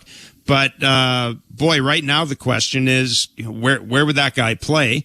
Third base, I still don't think Ernie Clement's going to be your everyday third baseman going, for the next 4 years, but it's working right now. But I'm with the caller, Kevin. I think even if Bowden Francis gets straightened out, I like what Caleb said today about Caleb's not paying any attention to Max Scherzer until Max Scherzer's ready to pitch in the majors. And I think that's the way to do it right now. I'm not getting carried away about when he's going to be here or if he's going to be here. If he's here and can survive 5 innings and, doesn't go on the IL, then to me it'll be a success. So I think they have to add another pitcher at the deadline, and I think they will. I mean, this organization has every trade deadline has added a pitcher. I don't see why they wouldn't now. May have to be an 8th or 9th inning guy just because of the way Hoffman looks, the way Jimmy Garcia continuously gets hurt. Like you might need that guy that can take a little pressure off maybe Hoffman. You see him in the 8th. Maybe you get that guy. You can see him in the 9th. It's that kind of thing. Maybe you use a little bit more of Yariel Rodriguez. Maybe Tony coming back, starting to thump a little, might be sort of that acquisition that you can make mid-season, right? I mean, comes back, a little breath of fresh air, getting it down, getting it singing. That'd be kind of nice to see. I mean, you spent $100 on him. It's about time he shows up for the season. So maybe you get him healthy. Maybe starts hitting the heater to the moon. Maybe that's your back too. There you go. I mean, all of a sudden you might see Varsho in the 6 hole. You could see Kirky wherever you want to see Kirky. You could have Tony somewhere in that 4, 5, 6, 7 range. Like all of a sudden now your lineup's about as long as it's ever been. Yep. And that would be kind of cool. So, yeah, I'm with you. I mean, we'll see how the rotation plays out. I mean, it seems like Pete Walker, the pitching coach, seemed real confident in where Bowden's at. But I also think you've also got it. Let's be clear. They have no choice but to be confident right now with Bowden Francis. Yeah, I don't know. They really do. First of all, they're not going to come in the air and say, "Yeah, we're worried to death about Bowden Francis." It's panic stations. I mean, they're confidence guys. They're going to do that. But you are right. You certainly didn't detect any. There was no underlying message to what Pete said. Pete said a very matter of fact. Yeah, I mean, look, I think that, they feel confident what they're trying to do off the field. I think they felt like he might have been a little injured for quite some time. I think that's why mechanically it just, it's sort of like that Bassett thing. I move on one side of the rubber because I'm hurting. Hazel did a good job of reporting that, the hips were hurting because he's trying to force mechanically to have the ball end up where he wants to. So you end up moving on one side of the rubber. I don't know if I'm making excuses or I just got a ton of trust in Petey. Maybe it's the ton of trust in Petey. And I think Petey's earned the right to try and figure this out. And he seems to think he's real close. I mean, he was pitching in. He was throwing more sliders. That'll take a little pressure off the split finger. I think that'll help maybe get him an extra inning, take a little bit more pressure off maybe one of the guys in the pen. Yeah, look, I mean, these are, small world problems. But right now, I mean, the Jays team as a whole it's sort of that next man mentality, right? It's one guy ain't doing it.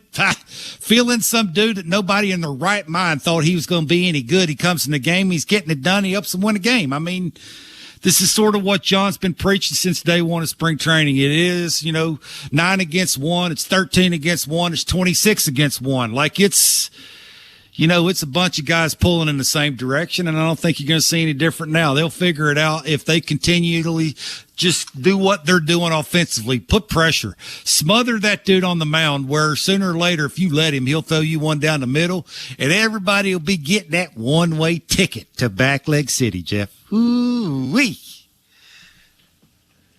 Brendan in Edmonton, you're on Blue Jays Talk. Tough to follow that monologue there, Kevin, but I'll try. You can do it. I just wanted to point out there, Jeff, your favorite stat in the world, the Jays are a +1 run differential after tonight's game, being 7 games over 500. And I just wanted to kind of, illustrate a little bit the difference between this team and last year's team.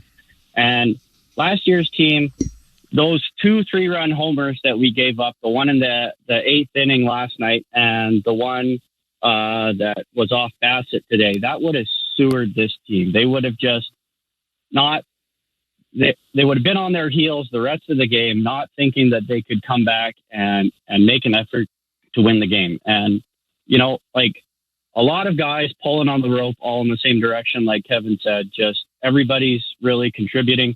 But for me, the last 15 games, you look at Alejandro Kirk, 23 for his last 53. The man's an absolute machine out there. I don't know how he's not the runaway MVP for this team right now. Ross Atkins honestly looks like a genius by signing him to the contract he did, because he does. If you have a catcher who gets to free agency, who hits 320 and just gives you stellar defense behind the plate, has a good arm, can throw out runners at second and third and pick guys off at first base. I don't know how much more you can ask from a catcher. I mean, you could be Kyle Rowley, but I mean, there's one of those in every generation, right? I mean, your Buster Posies, your Yadier Molinas, but those guys don't grow on trees, right? So I really think they put a lot of faith in Alejandro, and he is really paying them back right now. Yeah, I appreciate the call. I mean, look, there's nobody on the horizon in their minor league system that was going to catch. I said at the time I didn't have a problem with the deal. Did I think that he'd be hitting 320 or whatever the hell it is? Nope. But I still didn't have a problem with the deal based on the value that he's providing. And let's mark down this date. Kevin, you got a pen there? June 10th, 2025. Caller calls Ross Atkins genius. I'm writing it down right here. Genius. 10 years. Geniu, as in, yes, genius.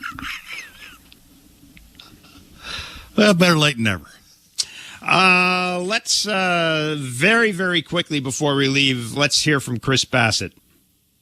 Sometimes you got to go through some to really basically get exposed and then fix issues. And I feel like last year, I definitely never want to go through it again. But I mean, it exposed a lot of things and tested a lot of people. And I feel like everyone from Mark Ross to the very, very bottom guy in our organization has responded the right way. And now you have guys that are really caring for each other from the first inning to the 9th inning, from the last guy on the team to the first guy on the team. It's just playing for each other, being on the same page, and just going and trying to win a ball game.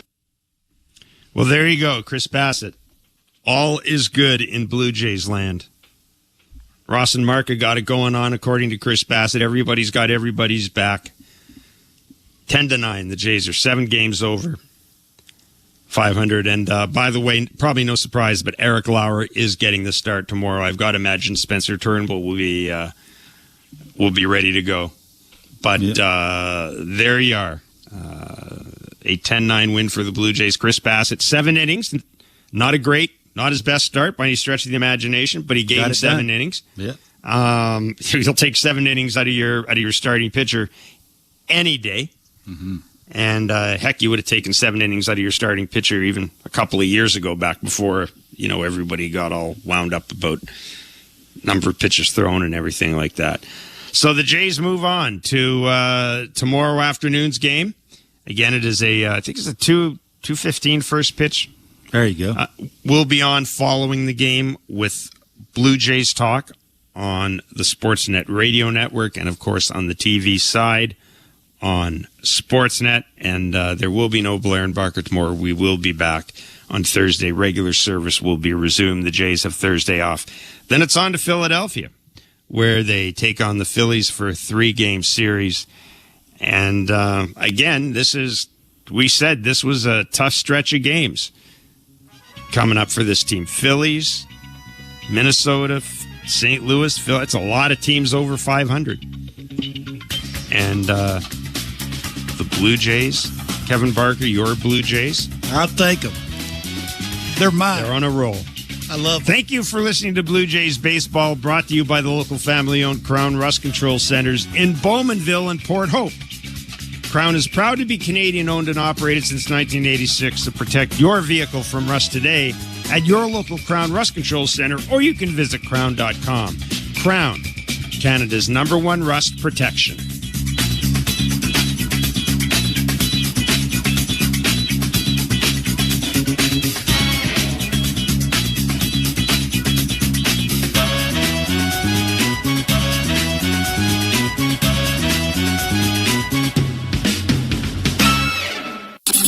Major League Play-by-Play is now on SiriusXM Radio and online with the SiriusXM app. Why do I love calling this game? Calling this game? Calling this game? Calling this game? Why do I love calling this game? It's because I get a chance to bring some joy into people's lives. Anything can happen on a baseball field. We've got a new game! It's perfectly unscripted theater. Everybody on their feet! Because you never know what you're going to see on a given day. Vladimir Guerrero Jr. just walked it off. There's just something about baseball on the radio. Something about the way wood hits leather. A swing and a drive to deep left center. The way leather hits dirt. And he made the play. Oh, my. The way a deep fly ball sounds like it's about to change history. High fly ball to center field. It's hit pretty well toward the wall. Until the cleats hit the grass, hit the crushed brick, and then nothing but sky and a silent crowd. That ball's high. Until leather hits leather and 40,000 fans lose their collective minds. In a perfect symphony of chaos. He jumped up on top of the wall, balanced himself, and caught it. The way nothing triumphs a perfectly honest call. I don't believe what I just saw. And the way the right voice can make a moment live forever. Touch 'em all, Joe. You'll never hit a bigger home run in your life. Outsiders may think this is just two teams. The ball, a bat, and a microphone. But no. For over 100 years, this has been the soundtrack of the American pastime. That's it! It's a World Series win for LA! The soundtrack of summer. This is Major League Baseball on the radio. Right now on SiriusXM. All rise. Coming in 5. Get ready to play. 4. Get up! Get up! 3. Can you believe it? Put your seatbelt on. Wow. Talk about the game and all the stories on MLB Network Radio, SiriusXM Channel 89, and online with the SiriusXM app. 8:40 p.m., Colorado Rockies take on the San Francisco Giants. Rockies on Sirius 162 XM 185 and Internet 849. Giants on Internet 863. 9:38 p.m., LA Angels take on the A's, with the Angels on Sirius 83 XM 187 and Internet 853. A's on Internet 841. 9:40 p.m., Arizona Diamondbacks take on the Seattle Mariners. Diamondbacks on Sirius 85 XM 188 and Internet 840. Mariners on Internet 864. 9:40 p.m., San Diego Padres take on the LA Dodgers. Tigers. Padres on Sirius 132, XM 186 and Internet 862. Dodgers on Internet 854. Spanish feed on Sirius 160, XM 189 and Internet 871. For 24/7 coverage of Major League Baseball, from day one of the regular season to the final pitch of the World Series, keep it locked on Sirius XM MLB Network Radio, Channel 89. I'm Frank Trachtenberg with your Sirius XM MLB schedule for Tuesday, June the 10th. All times are Eastern, and please remember, all games, times, and channels are subject to change. Check SiriusXM.com for the latest updates. In Major League Baseball, 6:35 p.m., Baltimore Orioles taking the Detroit Tigers. Orioles on Sirius 208, XM 175 and Internet 843. Tigers on Internet 850. 7:10 p.m., Boston Red Sox face the Tampa Bay Rays. Sox on Sirius 106, XM 179 and Internet 844. Rays on Internet 866. 6:40 p.m., Cleveland Guardians taking the Cincinnati Reds. Guardians on Sirius 209, XM 176 and Internet 848. Reds on Internet 847. 6:40 p.m., Pittsburgh Pirates face the Miami Marlins. Pirates on Sirius 210, XM 177 and Internet 861. Marlins on Internet 855. 6:45 p.m., Philadelphia Phillies take on the Chicago Cubs. Phillies on Sirius 211, XM 178 and Internet 860. Cubs on Internet 845. 7:10 p.m., Boston Red Sox taking the Tampa Bay Rays. Red Sox on Sirius 106, XM 179 and Internet 844. Rays on Internet 866. Follow every second of the action on NHL Network Radio. From behind the bench to every play on the ice. If it's hockey, it's on Sirius XM NHL Network Radio. Sirius XM 91. One of the hottest teams in the National League Central this season so far is the St. Louis Cardinals. Before the season started, they were counted out, but now looking ahead to the trade deadline, Jim Bowden from Sirius XM MLB Network Radio predicts they'll keep their veterans and bolster their roster to continue looking like they can make a deep postseason run. This is John Mozeliak's final year running the St. Louis Cardinals baseball operations. This is it. This is his swan song. And just talking to him in spring training, like he didn't like how this was going to end, right? Like he had money his whole tenure, and in the final offseason he had no money to spend, and he didn't really want to go down this way, right? The way they played last year. It was discouraging. So if he has a chance to go out as either a winner or a wild card berth, or have a chance to win with a week to go in his career, yeah, no, he's not selling it. And they don't have to, right? They're building a young team. So, yeah, I don't think so. Now, that being said, understand this.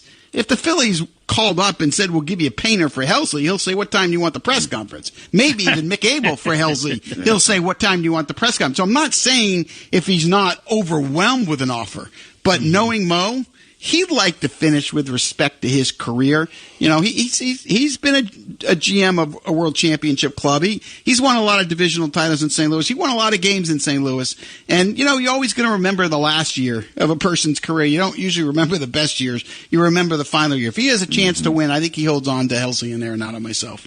Hear it all on demand. Your favorite shows, your favorite games. Don't miss a second of your favorite SiriusXM programming on demand with the SiriusXM app. Download it now for free.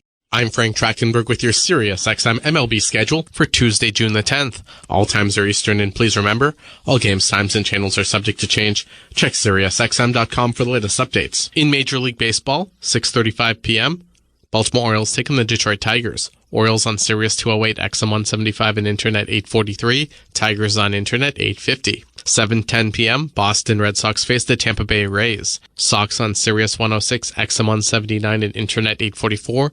Rays on Internet 866. 6:40 p.m., Cleveland Guardians taking the Cincinnati Reds. Guardians on Sirius 209, XM 176 and Internet 848. Reds on Internet 847. 6:40 p.m., Pittsburgh Pirates face the Miami Marlins. Pirates on Sirius 210, XM 177 and Internet 861. Marlins on Internet 855. 6:45 p.m., Philadelphia Phillies take on the Chicago Cubs. Phillies on Sirius 211, XM 178 and Internet 860. Cubs on Internet 845. 7:10 p.m., Boston Red Sox taking the Tampa Bay Rays. Red Sox on Sirius 106, XM 179 and Internet 844. Rays on Internet 866. 7:10 p.m., New York Mets face the Washington Nationals. Mets on Sirius 119, XM 180 and Internet 858. Nationals on Internet 869. 7:40 p.m., Kansas City Royals taking the New York Yankees. Royals on Sirius 137, XM 181, and Internet 852. Yankees on Internet 859. 7:40 p.m., Milwaukee Brewers take on the Atlanta Braves. Brewers on Sirius 138, XM 182, and Internet 856. Braves on Internet 842. 7:40 p.m., Minnesota Twins face the Texas Rangers. Twins on Sirius 139, XM 183, and Internet 857. Rangers on Internet 867. Spanish feed on Internet 870. 7:45 p.m., St. Louis Cardinals face the Toronto Blue Jays. Cardinals on Sirius 161, XM 181, and Internet 865. Blue Jays on Internet 868. 8:10 p.m., Houston Astros take on the Chicago White Sox. Astros on Sirius XM channels 89, Internet 851. White Sox on Internet 846. 8:40 p.m., Colorado Rockies take on the San Francisco Giants. Rockies on Sirius 162, XM 185, and Internet 849. Giants on Internet 863. 9:38 p.m., LA Angels take on the A's, with the Angels on Sirius 83, XM 187, and Internet 853. A's on Internet 841. 9:40 p.m., Arizona Diamondbacks take on the Seattle Mariners. Diamondbacks on Sirius 85, XM 188, and Internet 840. Mariners on Internet 864. 9:40 p.m., San Diego Padres take on the LA Dodgers. Padres on Sirius 132, XM 186, and Internet 862.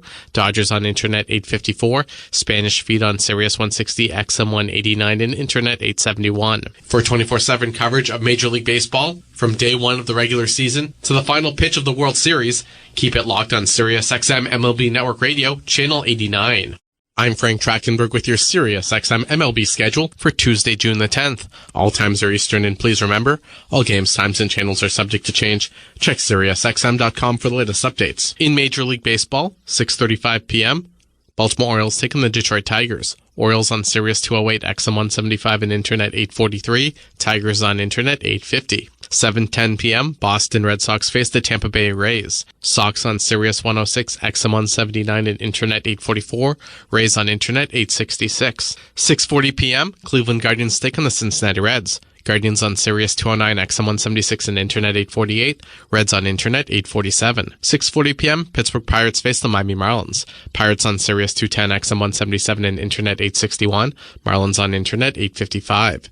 6:45 p.m., Philadelphia Phillies take on the Chicago Cubs.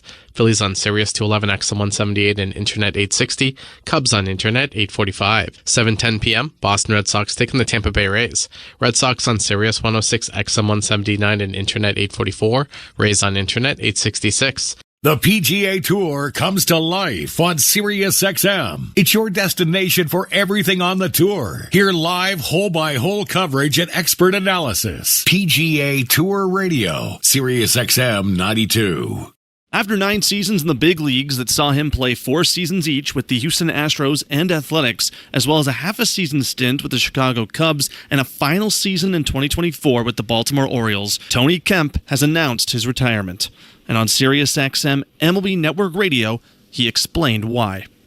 Listen, even in travel baseball and all these things that are going on, all these parents are spending so much money and, all these, hey, let's maximize my kid's exit velocity. It's like, I think we've lost the real thing of like, hey, we're going to a baseball game for you to have fun because you're actually playing a sport.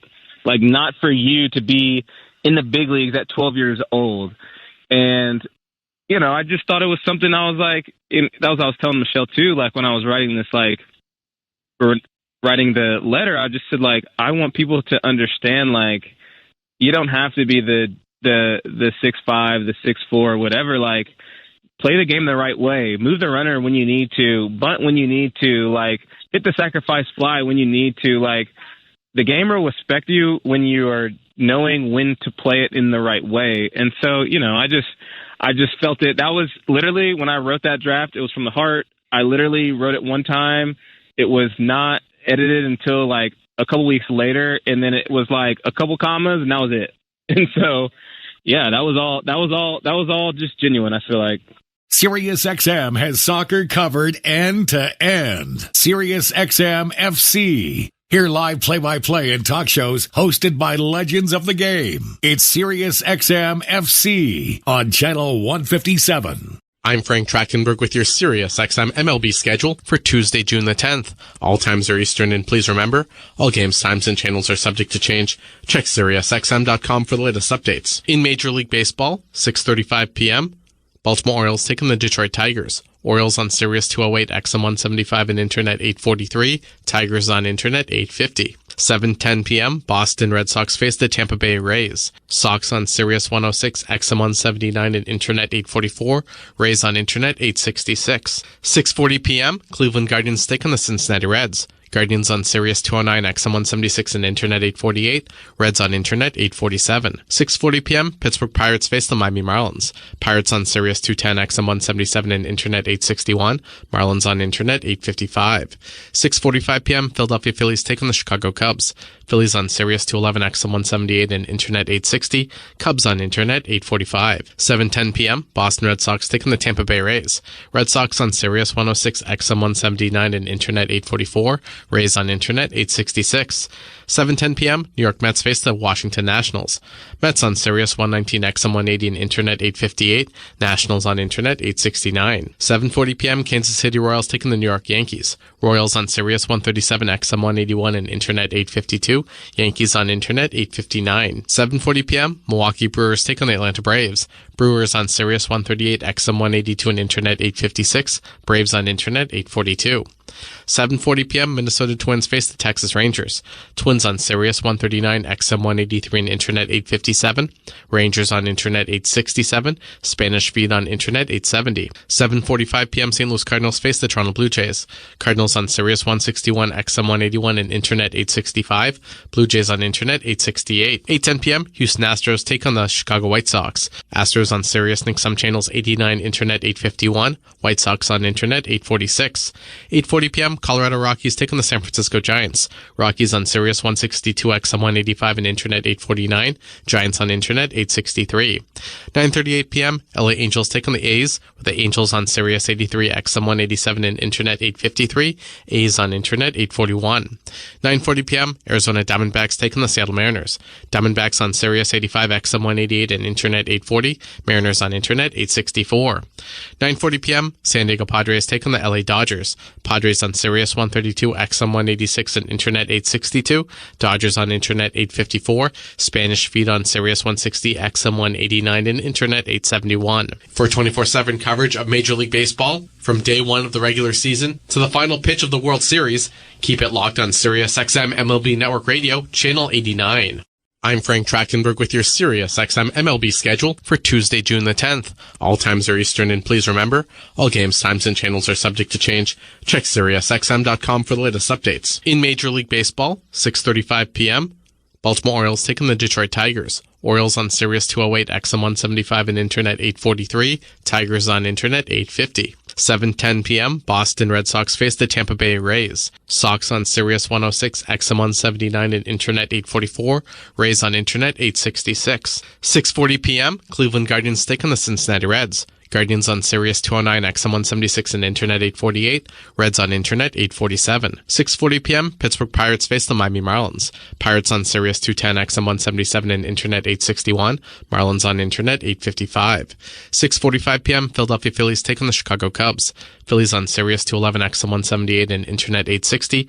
Cubs on Internet 845. 7:10 p.m., Boston Red Sox take on the Tampa Bay Rays. Red Sox on Sirius 106, XM 179 and Internet 844. Rays on Internet 866. Follow every second of the action on NHL Network Radio. From behind the bench to every play on the ice. If it's hockey, it's on SiriusXM NHL Network Radio. SiriusXM 91. This season, the Chicago Cubs' offense has been one of the best in the major leagues.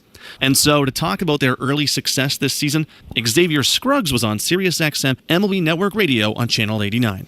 Kyle Tucker, I think, like, there's an expectation level once, front office brings in a player of that caliber. It's like, hey, we're all in, we're going for it. There's no guarantees to be able to sign someone like that. So it tells everybody, hey, there is a different focus here this year. And I think there's been maturity from guys that you mentioned. Pete Crow Armstrong, Seiya Suzuki has quietly been one of the best hitters in all of Major League Baseball and one of the most productive for a while now. But I also think it leaves room for development of guys like Matt Shaw, who made a ridiculous play earlier on this week. I think everybody's game has elevated in a sense, and there's different guys that can step up at different times. I was kind of a little bit weary of the starting pitching coming into the season, which I still think can be better. But at the same time, they've given themselves a chance to stay in ball games. And I think that you look towards guys in that rotation who, not necessarily huge strikeout guys. It's been game after game. It's Matthew Boyd who has been a breath of fresh air. Colin Ray, Ben Brown has to be better. Yesterday wasn't great, but this team has done a nice job with the starting staff. SiriusXM Fantasy Sports Radio is the place for expert advice, strategy, and information from the best fantasy sports analysis to win your league. Plus, hear pick-by-pick coverage of live drafts and interviews with top players, coaches, and team executives on SiriusXM 87. I'm Frank Trachtenberg with your SiriusXM MLB schedule for Tuesday, June the 10th. All times are Eastern, and please remember, all games, times, and channels are subject to change. Check SiriusXM.com for the latest updates. In Major League Baseball, 6:35 p.m., Baltimore Orioles taking the Detroit Tigers. Orioles on Sirius 208, XM 175, and Internet 843. Tigers on Internet 850. 7:10 p.m., Boston Red Sox face the Tampa Bay Rays. Sox on Sirius 106, XM 179, and Internet 844. Rays on Internet 866. 6:40 p.m., Cleveland Guardians take on the Cincinnati Reds. Guardians on Sirius 209, XM 176, and Internet 848. Reds on Internet 847. 6:40 p.m., Pittsburgh Pirates face the Miami Marlins. Pirates on Sirius 210, XM 177, and Internet 861. Marlins on Internet 855. 6:45 p.m., Philadelphia Phillies take on the Chicago Cubs. Phillies on Sirius 211, XM 178, and Internet 860. Cubs on Internet 845. 7:10 p.m., Boston Red Sox take on the Tampa Bay Rays. Red Sox on Sirius 106, XM 179, and Internet 844. Rays on Internet 866. 7:10 p.m., New York Mets face the Washington Nationals. Mets on Sirius 119, XM 180, and Internet 858. Nationals on Internet 869. 7:40 p.m., Kansas City Royals taking the New York Yankees. Royals on Sirius 137, XM 181, and Internet 852. Yankees on Internet 859. 7:40 p.m., Milwaukee Brewers take on the Atlanta Braves. Brewers on Sirius 138, XM 182, and Internet 856. Braves on Internet 842. 7:40 p.m., Minnesota Twins face the Texas Rangers. Twins on Sirius 139, XM 183, and Internet 857. Rangers on Internet 867. Spanish Feed on Internet 870. 7:45 p.m., St. Louis Cardinals face the Toronto Blue Jays. Cardinals on Sirius 161, XM 181, and Internet 865. Blue Jays on Internet 868. 8:10 p.m., Houston Astros take on the Chicago White Sox. Astros on Sirius and some channels 89, Internet 851. White Sox on Internet 846. 8:40 p.m., Colorado Rockies take on the San Francisco Giants. Rockies on Sirius 162, XM 185, and Internet 849. Giants on Internet 863. 9:38 p.m., LA Angels take on the A's, with the Angels on Sirius 83, XM 187, and Internet 853. A's on Internet 841. 9:40 p.m., Arizona Diamondbacks take on the Seattle Mariners. Diamondbacks on Sirius 85, XM 188, and Internet 840. Mariners on Internet 864. 9:40 p.m., San Diego Padres take on the LA Dodgers. Padres on Sirius 132, XM 186, and Internet 862. Dodgers on Internet 854. Spanish Feed on Sirius 160, XM 189, and Internet 871. For 24/7 coverage of Major League Baseball, from day one of the regular season to the final pitch of the World Series, keep it locked on SiriusXM MLB Network Radio, Channel 89. I'm Frank Trachtenberg with your SiriusXM MLB schedule for Tuesday, June the 10th. All times are Eastern, and please remember, all games, times, and channels are subject to change. Check SiriusXM.com for the latest updates. In Major League Baseball, 6:35 p.m., Baltimore Orioles taking the Detroit Tigers. Orioles on Sirius 208, XM 175, and Internet 843. Tigers on Internet 850. 7:10 p.m., Boston Red Sox face the Tampa Bay Rays. Sox on Sirius 106, XM 179, and Internet 844. Rays on Internet 866. 6:40 p.m., Cleveland Guardians take on the Cincinnati Reds. Guardians on Sirius 209, XM 176, and Internet 848. Reds on Internet 847. 6:40 p.m., Pittsburgh Pirates face the Miami Marlins. Pirates on Sirius 210, XM 177, and Internet 861. Marlins on Internet 855. 6:45 p.m., Philadelphia Phillies take on the Chicago Cubs. Phillies on Sirius 211, XM 178, and Internet 860. Cubs on Internet 845. 7:10 p.m., Boston Red Sox take on the Tampa Bay Rays. Red Sox on Sirius 106, XM 179, and Internet 844. Rays on Internet 866. Get the latest news, opinion, and analysis from MMA to boxing and the professional wrestling world 24/7. SiriusXM Fight Nation, SiriusXM 156, and the SXM app.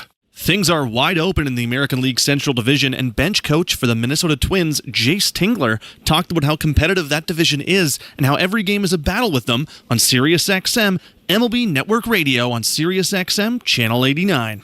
We feel like we've been playing much, much better. Certainly over the past 3 weeks, we've been in more ball games. I think everybody in the Central kind of realizes it. Probably a lot of people that just follow baseball and maybe don't focus on the Central, but we kind of understand strength of the division, and you know what you're going to get. Detroit is a very good team. They're very well rounded. They pitch it, they hit it, they can platoon, they can do a lot of things. The Royals, when healthy, you're dealing with Reagans and you're dealing with Lugo and Waka. Really good pitching staff, Bobby Witt and company. They're athletic. Cleveland is always kind of Cleveland. Like, they're really tough to score runs off of. You feel like you square up some balls, but somebody like a Steven Kwan or Jose Ramirez, somebody's out there making a plus play, killing momentum. They're scrappy. They put the ball in play, and they've got a dynamic, bullpen, on the backside. And so, we feel like, with any of those teams we play, we know we're going to be a battle. We've got to bring our A game, and we've got to play well. And I think as more people kind of watch the league, they start to realize, certainly there's some quality teams in the AL Central. Mad Dog Sports Radio has the best sports talk in the business, covering sports with a passion and knowledge you need. Mad Dog Sports Radio, SiriusXM 86, and the SXM app. I'm Frank Trachtenberg with your SiriusXM MLB schedule for Tuesday, June the 10th. All times are Eastern, and please remember, all games, times, and channels are subject to change. Check SiriusXM.com for the latest updates. In Major League Baseball, 6:35 p.m., Baltimore Orioles taking the Detroit Tigers. Orioles on Sirius 208, XM 175, and Internet 843. Tigers on Internet 850. 7:10 p.m., Boston Red Sox face the Tampa Bay Rays. Sox on Sirius 106, XM 179, and Internet 844. Rays on Internet 866. 6:40 p.m., Cleveland Guardians take on the Cincinnati Reds. Guardians on Sirius 209, XM 176, and Internet 848. Reds on Internet 847. 6:40 p.m., Pittsburgh Pirates face the Miami Marlins. Pirates on Sirius 210, XM 177, and Internet 861. Marlins on Internet 855. 6:45 p.m., Philadelphia Phillies take on the Chicago Cubs.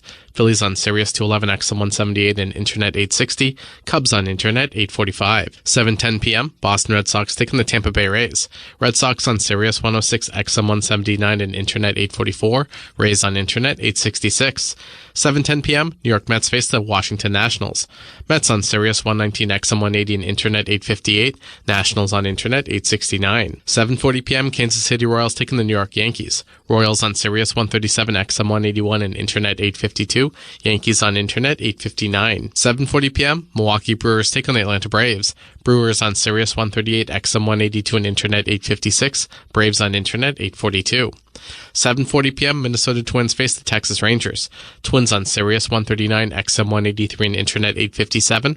Rangers on Internet 867. Spanish Feed on Internet 870. 7:45 p.m., St. Louis Cardinals face the Toronto Blue Jays. Cardinals on Sirius 161, XM 181, and Internet 865. Blue Jays on Internet 868. 8:10 p.m., Houston Astros take on the Chicago White Sox. Astros on Sirius Nick Some Channels 89, Internet 851. White Sox on Internet 846. 8:40 p.m., Colorado Rockies take on the San Francisco Giants. Rockies on Sirius 162, XM 185, and Internet 849. Giants on Internet 863. 9:38 p.m., LA Angels take on the A's, with the Angels on Sirius 83, XM 187, and Internet 853. A's on Internet 841. 9:40 p.m., Arizona Diamondbacks take on the Seattle Mariners. Diamondbacks on Sirius 85, XM 188, and Internet 840. Mariners on Internet 864. 9:40 p.m., San Diego Padres take on the LA Dodgers. Padres on Sirius 132, XM 186, and Internet 862. Dodgers on Internet 854. Spanish Feed on Sirius 160, XM 189, and Internet 871. For 24/7 coverage of Major League Baseball, for 24/7 coverage of Major League Baseball, for 24/7 coverage series, keep it locked on Sirius XM MLB Network Radio, Channel 89. I'm Frank Trachtenberg with your SiriusXM MLB schedule for Tuesday, June the 10th. All times are Eastern, and please remember, all games, times, and channels are subject to change. Check SiriusXM.com for the latest updates. In Major League Baseball, 6:35 p.m., Baltimore Orioles taking the Detroit Tigers. Orioles on Sirius 208, XM 175, and Internet 843. Tigers on Internet 850. 7:10 p.m., Boston Red Sox face the Tampa Bay Rays.